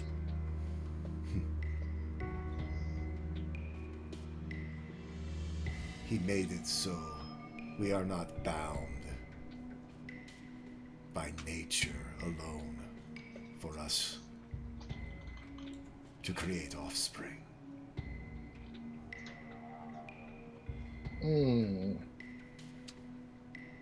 So what does Otrek know about, like, verdant shadow spawning pool weirdness? And I will say, just because you used the exact words that I literally wrote in my notes. Wow. Yeah, I Nice. mean, literally, with his evolutionary magic, how he plays with different. It's how Lizardborn were created where I'm and from. perfected, was in spawning pools that rely Perfected right on here. blood, and not necessarily the standard reproductive acts in order to create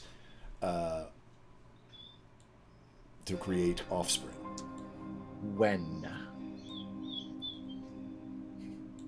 She looks at you. Generations ago. And smiles. He smiles back. I'll just turn my back on him and walk away. I'll be walking towards Kato, by the way. Okay. Duran, you've got Dysera in manacles. You were the one you had mentioned manacles, so I'm saying you're the one who's putting them on. Fair enough. Baldir, where are you in the room? Man, Baldur's kind of like keeping its distance. Howron just like re-explaining what happened. Like, there's some weird flashbacks of that torture vision they went through together.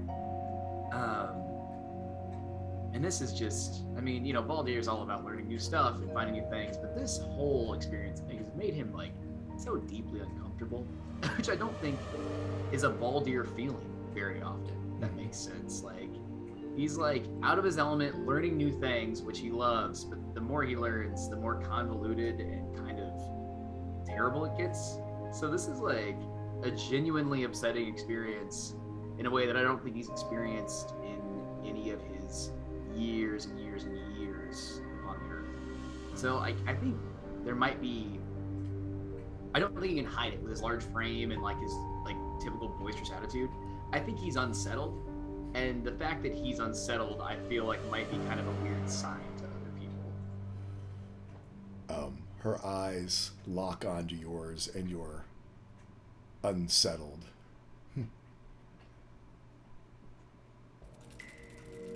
And she just looks right at you and goes,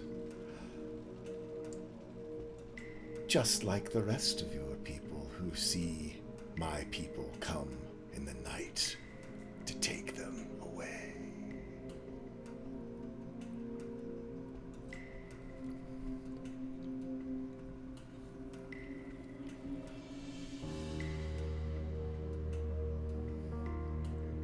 Okay.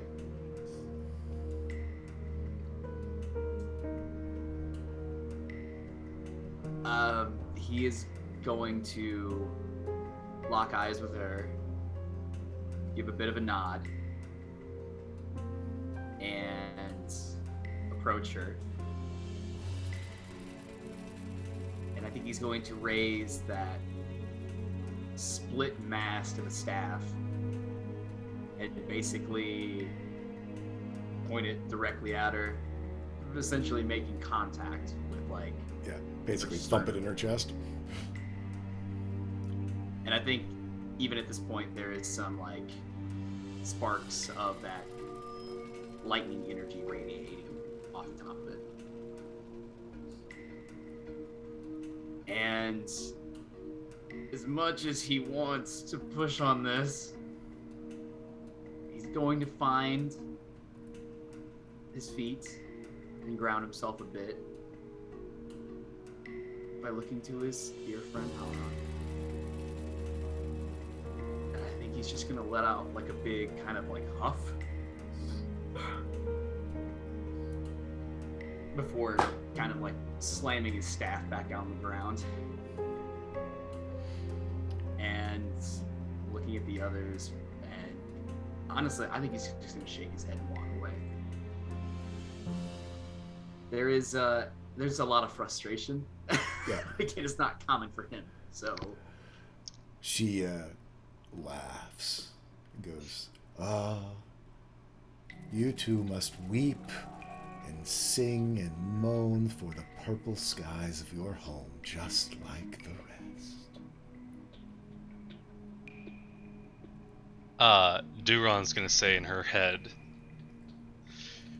everyone else may have resigned to let you live.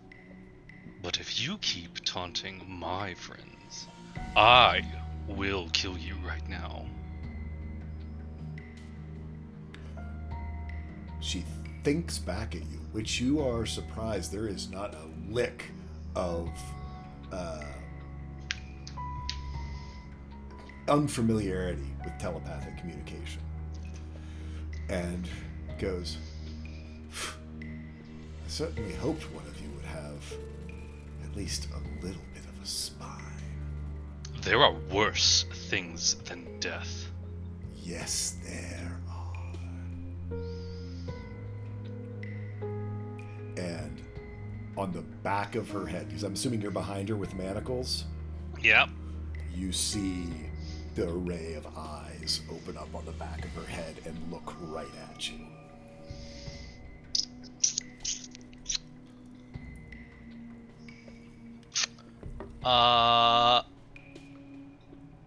Can I get her to make a... Oh no, it's an attack roll. Does a 28 hit her? Yes, it does. Yeah. She takes 10 points of... Oh, it wasn't. I thought it was a saving throw. Okay. That's weird. Yeah, it could be just the way that's in there. So what is it? Yeah. It's a Constitution save? Yes. Is what it says. Well, that's weird. I think it's actually an intelligence save. We'll go with Constitution because that's what it says. Sure, she'll take the 10 damage. Yeah, I'll fix it. It is an int save.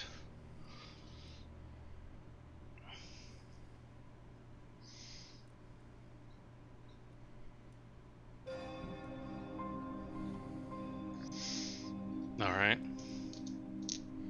In the front, you all see just a trickle of sort of blood run down out of her nose from the psychic damage. Doesn't seem to wince, though, even.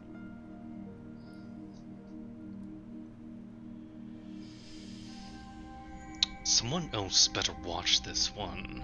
I'm losing my patience.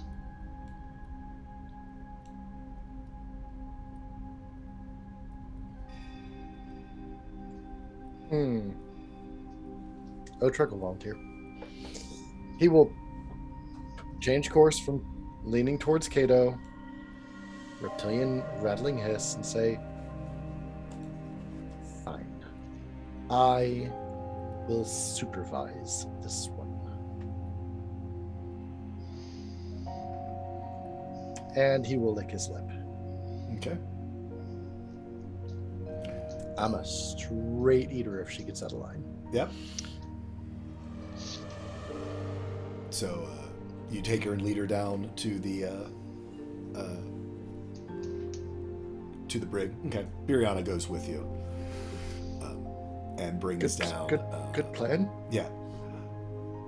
And you planning on posting up down there, or you gonna trust this to the crew?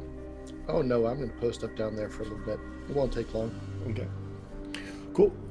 So she is now out of the room, along with Otrek. Queta, you were up on the deck, sort of just checking in with the crew, filling them in. They are on watch. You know, they're professionals. So I know Duran wanted to do some planning. Yeah, but after that conversation with that he, I guess, would have overheard. Yeah, no, she switched to common when she was talking to all of the folks that she interacted with. Baldur, we should speak.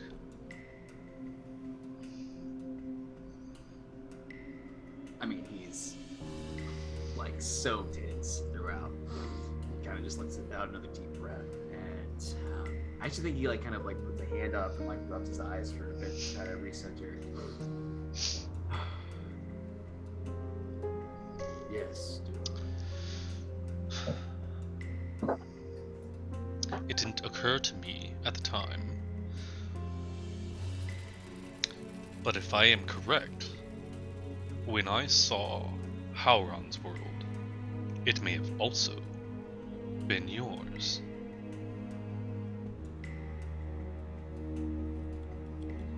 There has always been a feeling.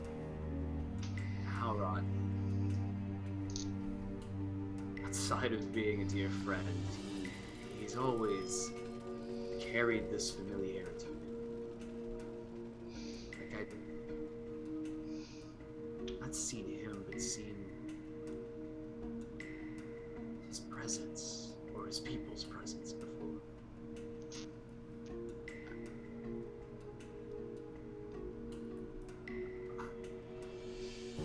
I don't know how to put this feeling into words, whether it's more hope that you're correct, or despair that one is right.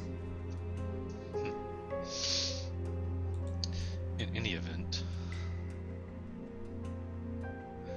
what is our plan?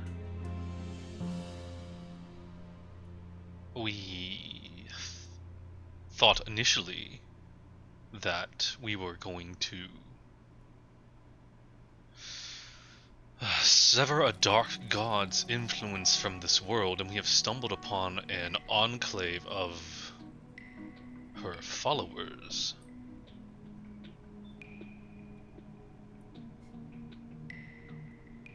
Duran, the plan of the captain, the plan of the Whiskers, it may have changed, but mine remains ever true. I see this through without him.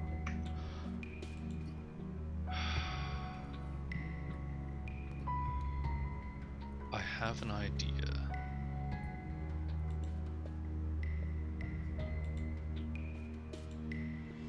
Just how dangerous are we talking? Well, I'm assuming that anything that can be opened can also be closed. And if they are coming here, we may be able to stop them, and that will suffice for now, at least. Carry on. That's all I have. The source. We find the source. You do, and he just kind of like gives you a once-over. Yeah. And we put an end to it. Potentially. I don't know. I don't know if that'll work. I don't know what else is down here. I don't know if there's one entry into our world or if there are dozens of entries.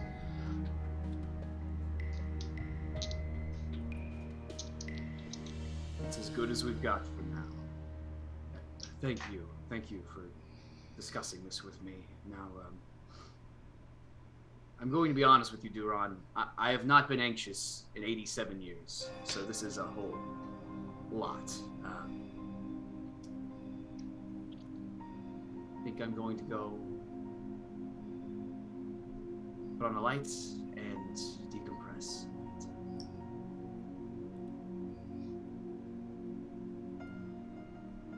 And yeah, I think it's probably like waiting for like a big like body goodbye or something, and I think he just kind of like zones out into that like middle distance for a sec.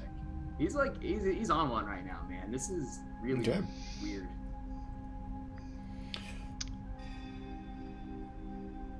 Well, I think at this point, Duran's kind of like, we'll give him his space and try and figure out what everybody else wants to do. Kato, we haven't heard from you for a while. You've had another near-death experience. The first actual one. Kato has remained on the floor. Okay. Kato is just kind of here. And as people are filing out and getting ready to, do their thing, and the awful woman has been brought out of the room. Eventually, Kato will kind of sit up and just put his back against the wall. But he's just very quiet and very more soaking in what's happening versus doing anything reactive. It's very much just a state of shock. Okay. Grant, I see you deep in thought.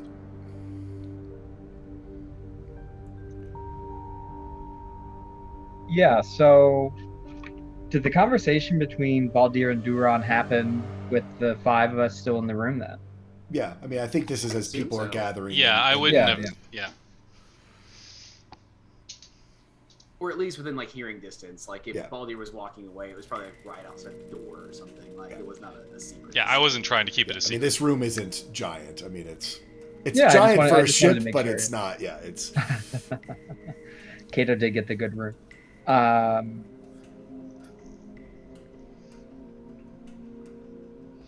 So I get I have thoughts, but I think Halron at this point is probably still processing a lot. So is everybody filing out of Kato's room? Is that sort of the... Baldir is left. I guess Otrek is gone. So what are Duran? Yeah, Duron, Kato's up against the wall. Duron, Kato, we heard. you wandering out, or you, Halren, are you just standing there in the room?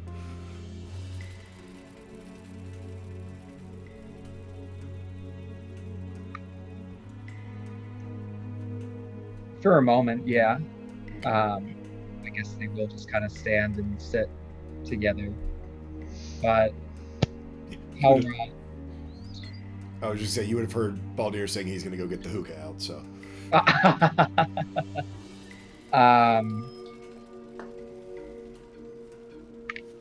Halron is still going to be reflecting, but he'll sort of come back a little more into the here and now, and walk over to Kato on his way out, drop a hand on his shoulder, and simply ask, "Do you need anything, Kato?"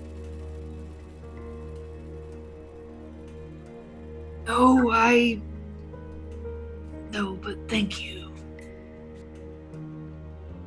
I'm sorry this happened. No one could have predicted it. It's nothing for you to apologize for. I'm pretty sure I've seen you fall out of the sky. Being turned into a pincushion is hardly comparable.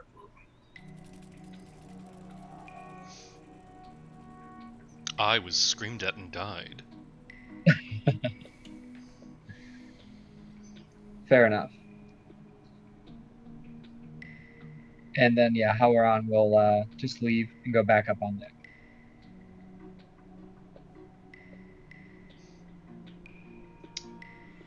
And continue pondering the list of questions that I think he has worked up at this point. Okay.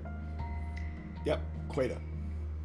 I think after a while, when the commotions kind of died down, Queta will actually return to the room for a moment because, given that there was fighting in there, there's probably some stuff in the room that needs fixing.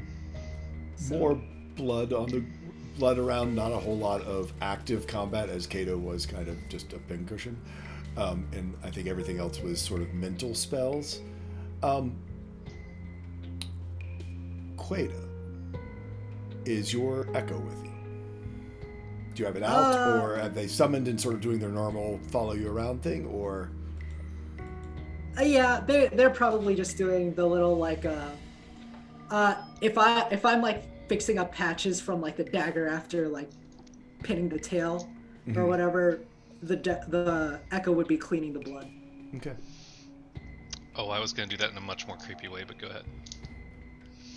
Yeah, she'll have grabbed the mop from Neriel's kitchen while he wasn't looking, probably, and gone ahead to clean that.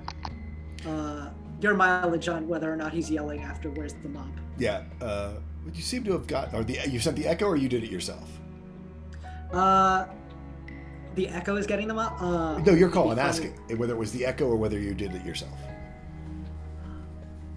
I think we do the distract routine where she's like, "How are you doing?"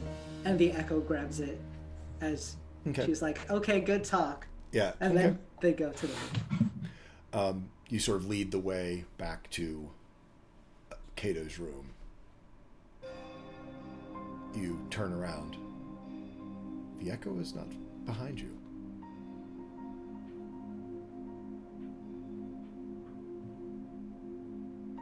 Hello? Is there... Don't tell me you're tired. You see them walking out the door from the hallway onto the deck. Hold on. We need to go clean Kato's room. I didn't know you could just go where I didn't tell you to go. She's gonna follow after. You see it walking down the stairs into the hole. Oh shit. Well, she's gonna keep going. She's gonna keep going. She's gonna... Hello? She's gonna try and dispel it too. You reach out your consciousness, and every time that you have called upon it or released it from your power. You know, just think, popped into existence, popped out of existence.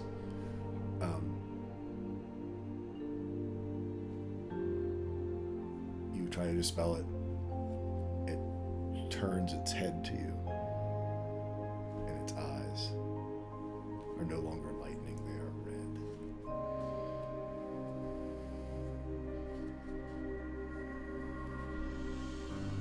And you see it Do you have something to say? down the second set of stairs, down to the lowest level of the ship, where the brig is.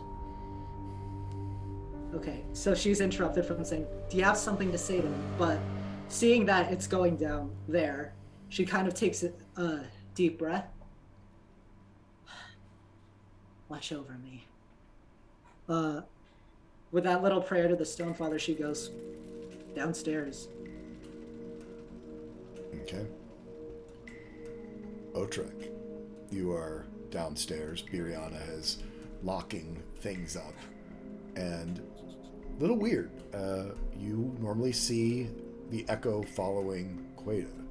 Mm-hmm. You see the Echo sort of leading the way, walking with purpose towards you and Biriana.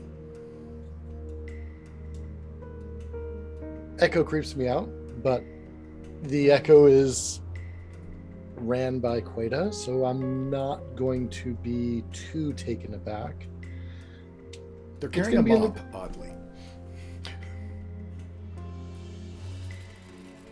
Don't mind me. We're just This is- doing some cleaning. Above table, this isn't how I want it to end. Don't kill me with a mop, Jay, please. Leave me some dignity. No, we're okay. We're gonna be watching. I'm not taking any actions, just observing the situation. It comes to stand outside of the brig store and just stands there looking in at Desira. Okay. Queda. Oh, Is don't worry. This Is this you bad? said don't worry. Well, I'm sure everything will be under control. Queda is actually going to ready an attack. She has a light hammer in her arsenal to throw. Okay. I'm sure everything is under control. There's a perfect explanation for this that I haven't quite figured out yet. But it's all under control. She's kind of sweating. Okay. Otrek's not good at reading situations. We're just gonna let it ride. Okay. There are smarter actions, but we'll let it ride. Queda, in your head, you hear a voice. Almost a blend between your echoes and Desira's.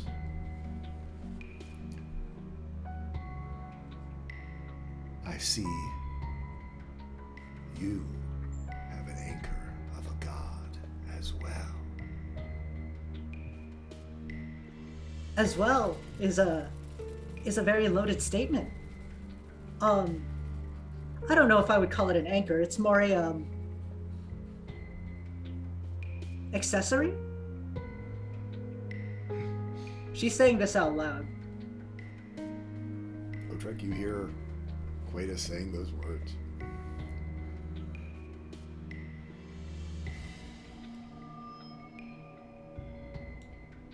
Not do anything. Okay. Ooh. Actually, I will do something. We're going to make a couple of gestures in the air, ingest a couple of arcane substances, and we're going to cast Intellect Fortress on myself. Okay. For the duration, you or one willing creature can see within range, has resistance to psychic damage as well as advantage on intelligence, wisdom, and charisma saving Okay. throws. I am putting myself in a position not to be deceived, misled, or tricked. Got it. Queta's hand is still behind her back with the hammer. She's still kind of looking around, just wondering where the voice is. Kind of seeing if there's anyone else out here before turning her attention to the brig where the echo is standing. You hear the voice again. Sort of a laugh, that same mocking laugh that Desira was using when speaking to Baldir and the others. I don't think it's that funny. Yeah, I'm working on my jokes. Your relic still sleeps, while ours is awake.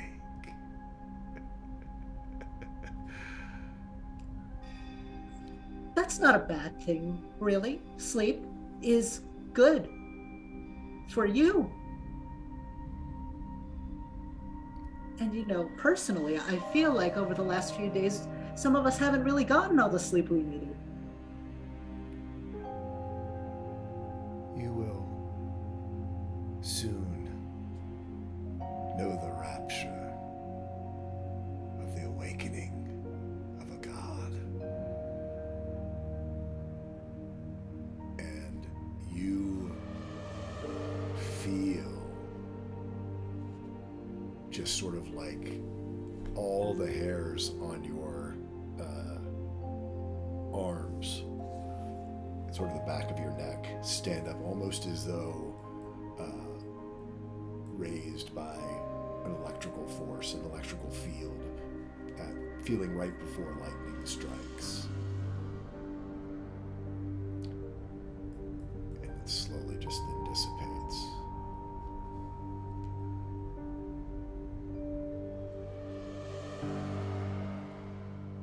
Tingly. Did you do that? What? Was that Desira? That was just the voice, yeah. The voice in your head.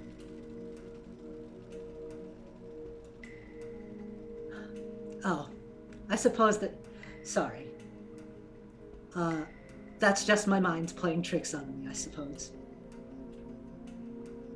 How's the echo looking?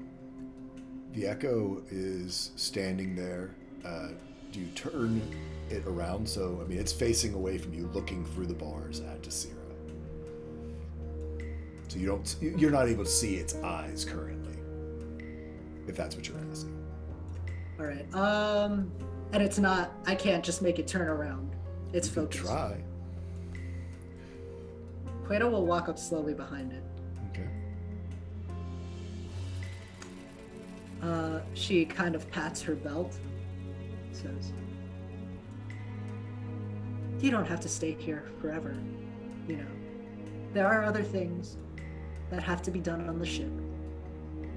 There are other ways we can help. If you'd like to leave." Roll a Arcana check. Or with your spellcasting modifier, I assume, I forget with an Eldritch Knight what it is. I assume it's intelligence, yeah? Yeah, I could, yeah, I mean, in Arcana check, I have proficiency, so I think it'd be the same. Go ahead. Yeah, it'd probably be the same, so. Oh, no. It doesn't seem to respond. It just stands there.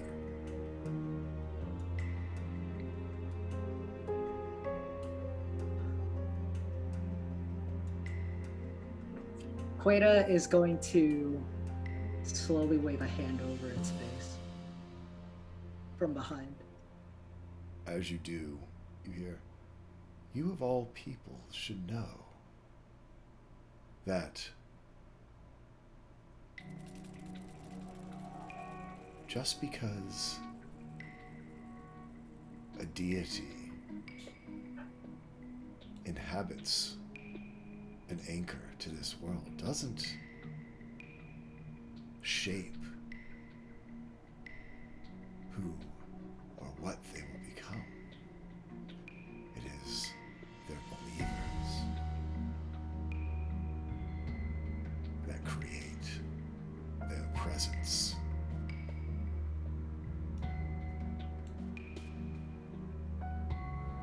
perhaps I should know that. You know what I believe? I believe that we learn something new every day. And I will take that perhaps more into consideration in the near future. She's kind of looking straight at the face now. As you look at the face, you see the eyes change back to sort of that blue lightning and turn to you, holding the mop.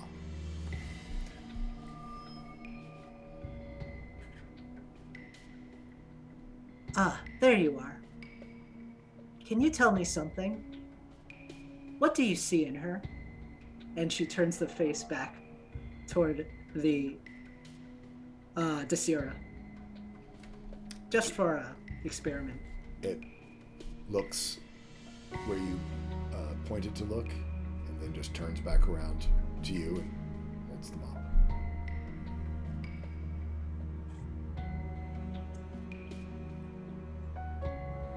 She puts a hand on the echo, says, "Now, I know that we're very recently acquainted, but I do have to be a little serious with you. There's a lot to do on the ship, and we can't let ourselves get distracted. So why don't we go away, and why don't we go clean up our friend's room? Doesn't that sound nice?" She, instead of dispelling it or anything forceful like that, she very gingerly turns it around. Turns around, no problem, falls into step as it always does, and you can go back up to Cato's room with no incident. Yeah, as Queta is handling it, she tries to be noticeably more ginger and tries to have it, see if she can have it loosen up its movements a little. I mean, it's an echo. It's plate armor. You can't, you can't tell whether anything you are sensing from it is different or you just being hyper vigilant in your state.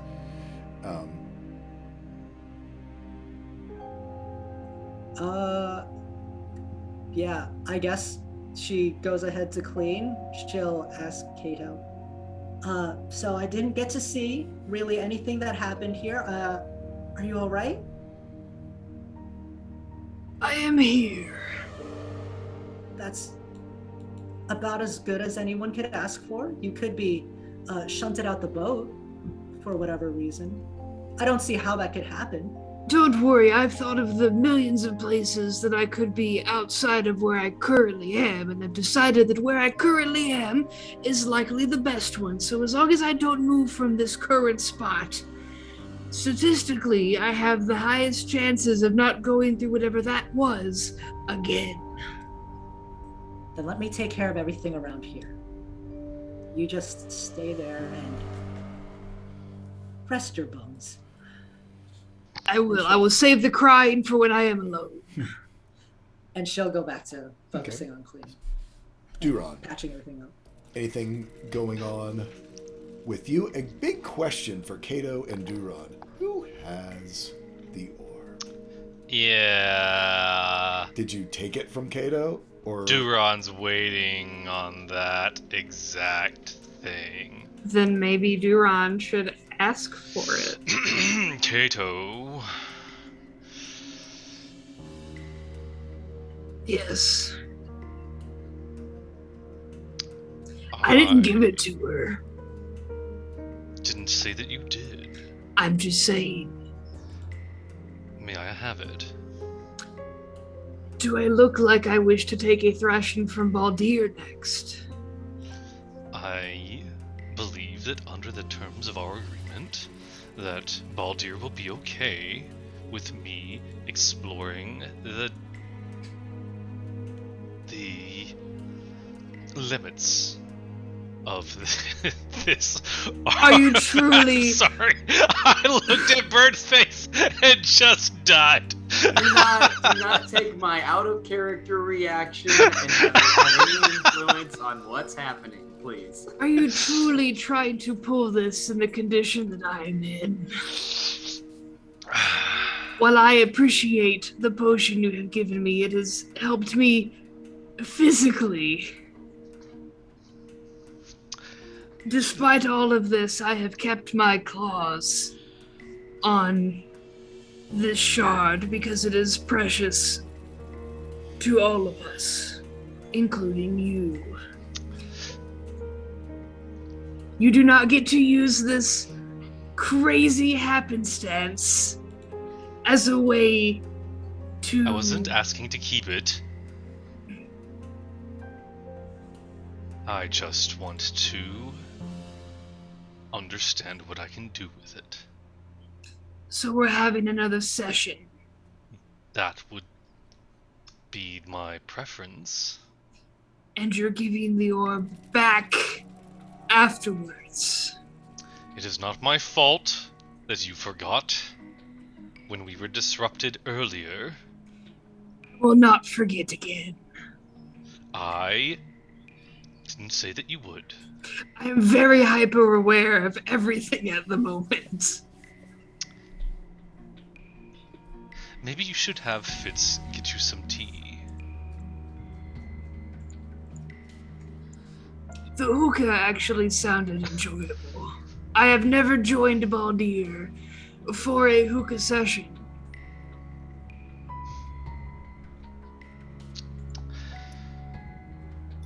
Well,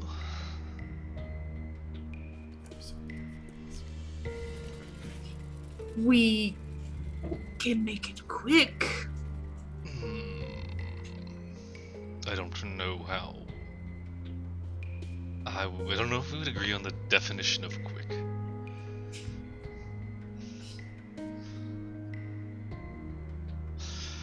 Fine. If you do not wish to give it to me tonight, or today, or tomorrow, I will reflect on what I already know.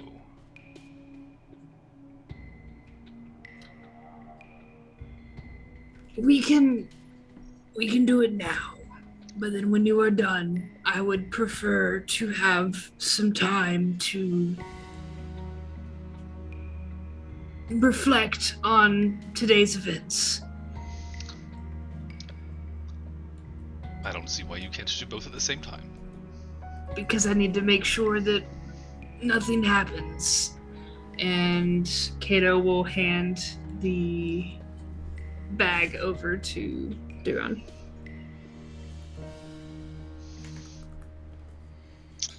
I will admit, I do not think this is wise currently with what we have in our brig.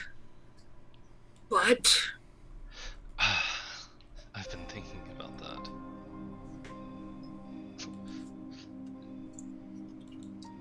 If your entire faith was built upon the fact that your God sent you here and someone told you that they could send you back, what would that do to you?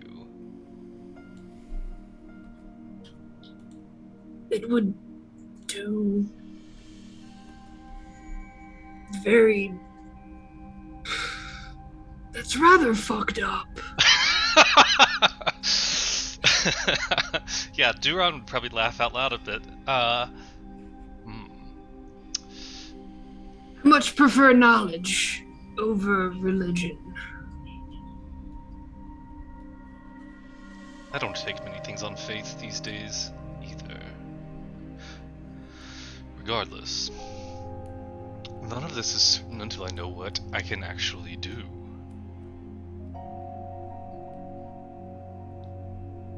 It's all hypothetical. Can you hear anything that's going on around you while you are doing that? I am going to assume the answer to that is no. I presume that it's kind of like my consciousness is fully absorbed in whatever arcane connection I have with the shard, and... Yeah, you're blinded, deafened, incapacitated. Yeah, blah, yeah, blah, blah. exactly. Okay, perfect. Why is that perfect? All of a sudden, that... You're not one for mischief. Now I'm on guard. Don't worry about it. We could always wait. I have a question. How many times have I told you that exact same phrase? And has it ever been reassuring? So you're aware of what you're doing, then?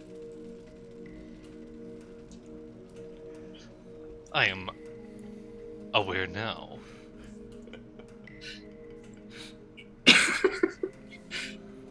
If you're uncomfortable, we can wait until tomorrow. What? I have to ask what you plan to do while I am focusing. Nothing, it's...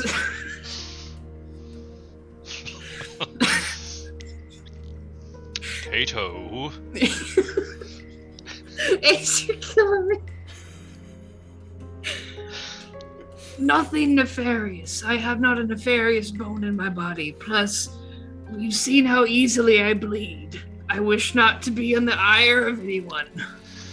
I have an easier way of doing this. Why don't we just go down to Baldir's room, and I can do it there?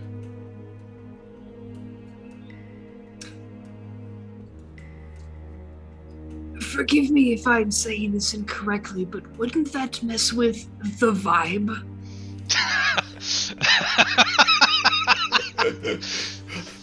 And session's done.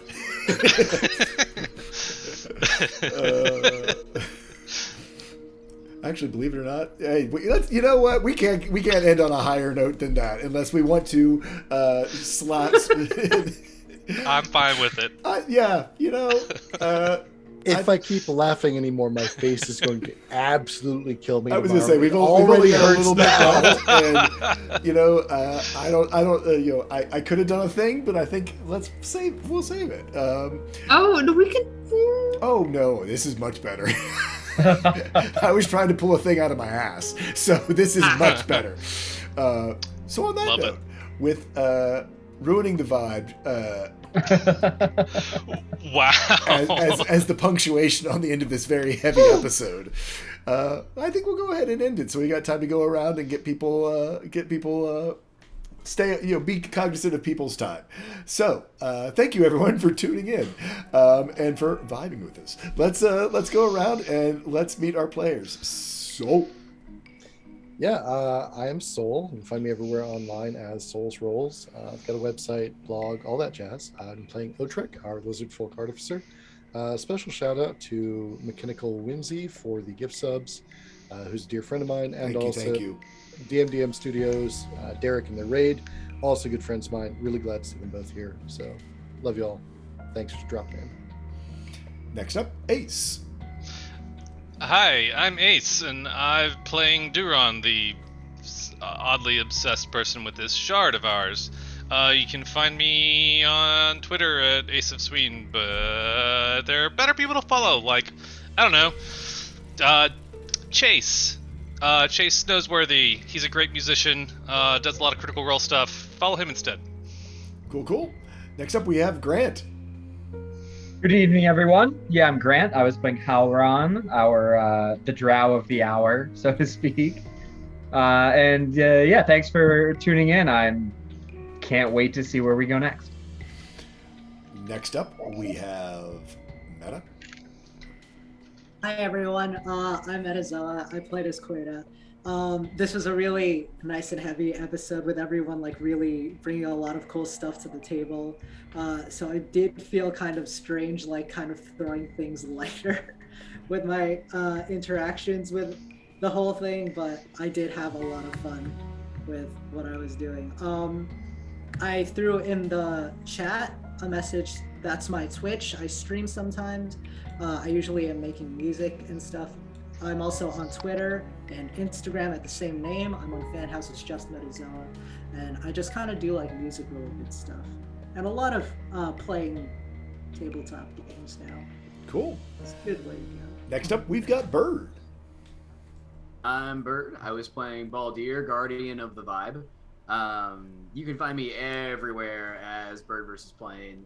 Yeah, I will be temporarily, unfortunately, absconding from these wonderful folks, but hope to come back as soon as life kind of makes it possible to more games, more streams, and more fun stuff. So keep watching these people just absolutely kill it emotionally, comedically.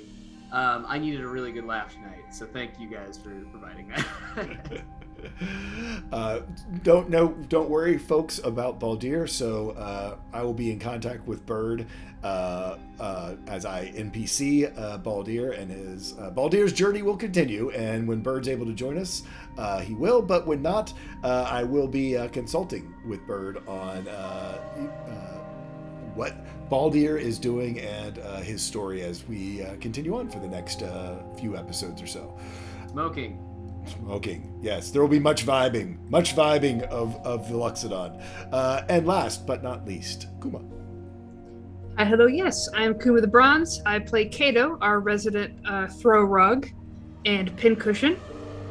And you can find me online everywhere at Kuma the Bronze. I make TTRPG content. I paint minis. I sell stuff at my Linktree. And yeah, love playing tabletop. Thank you guys so much for watching.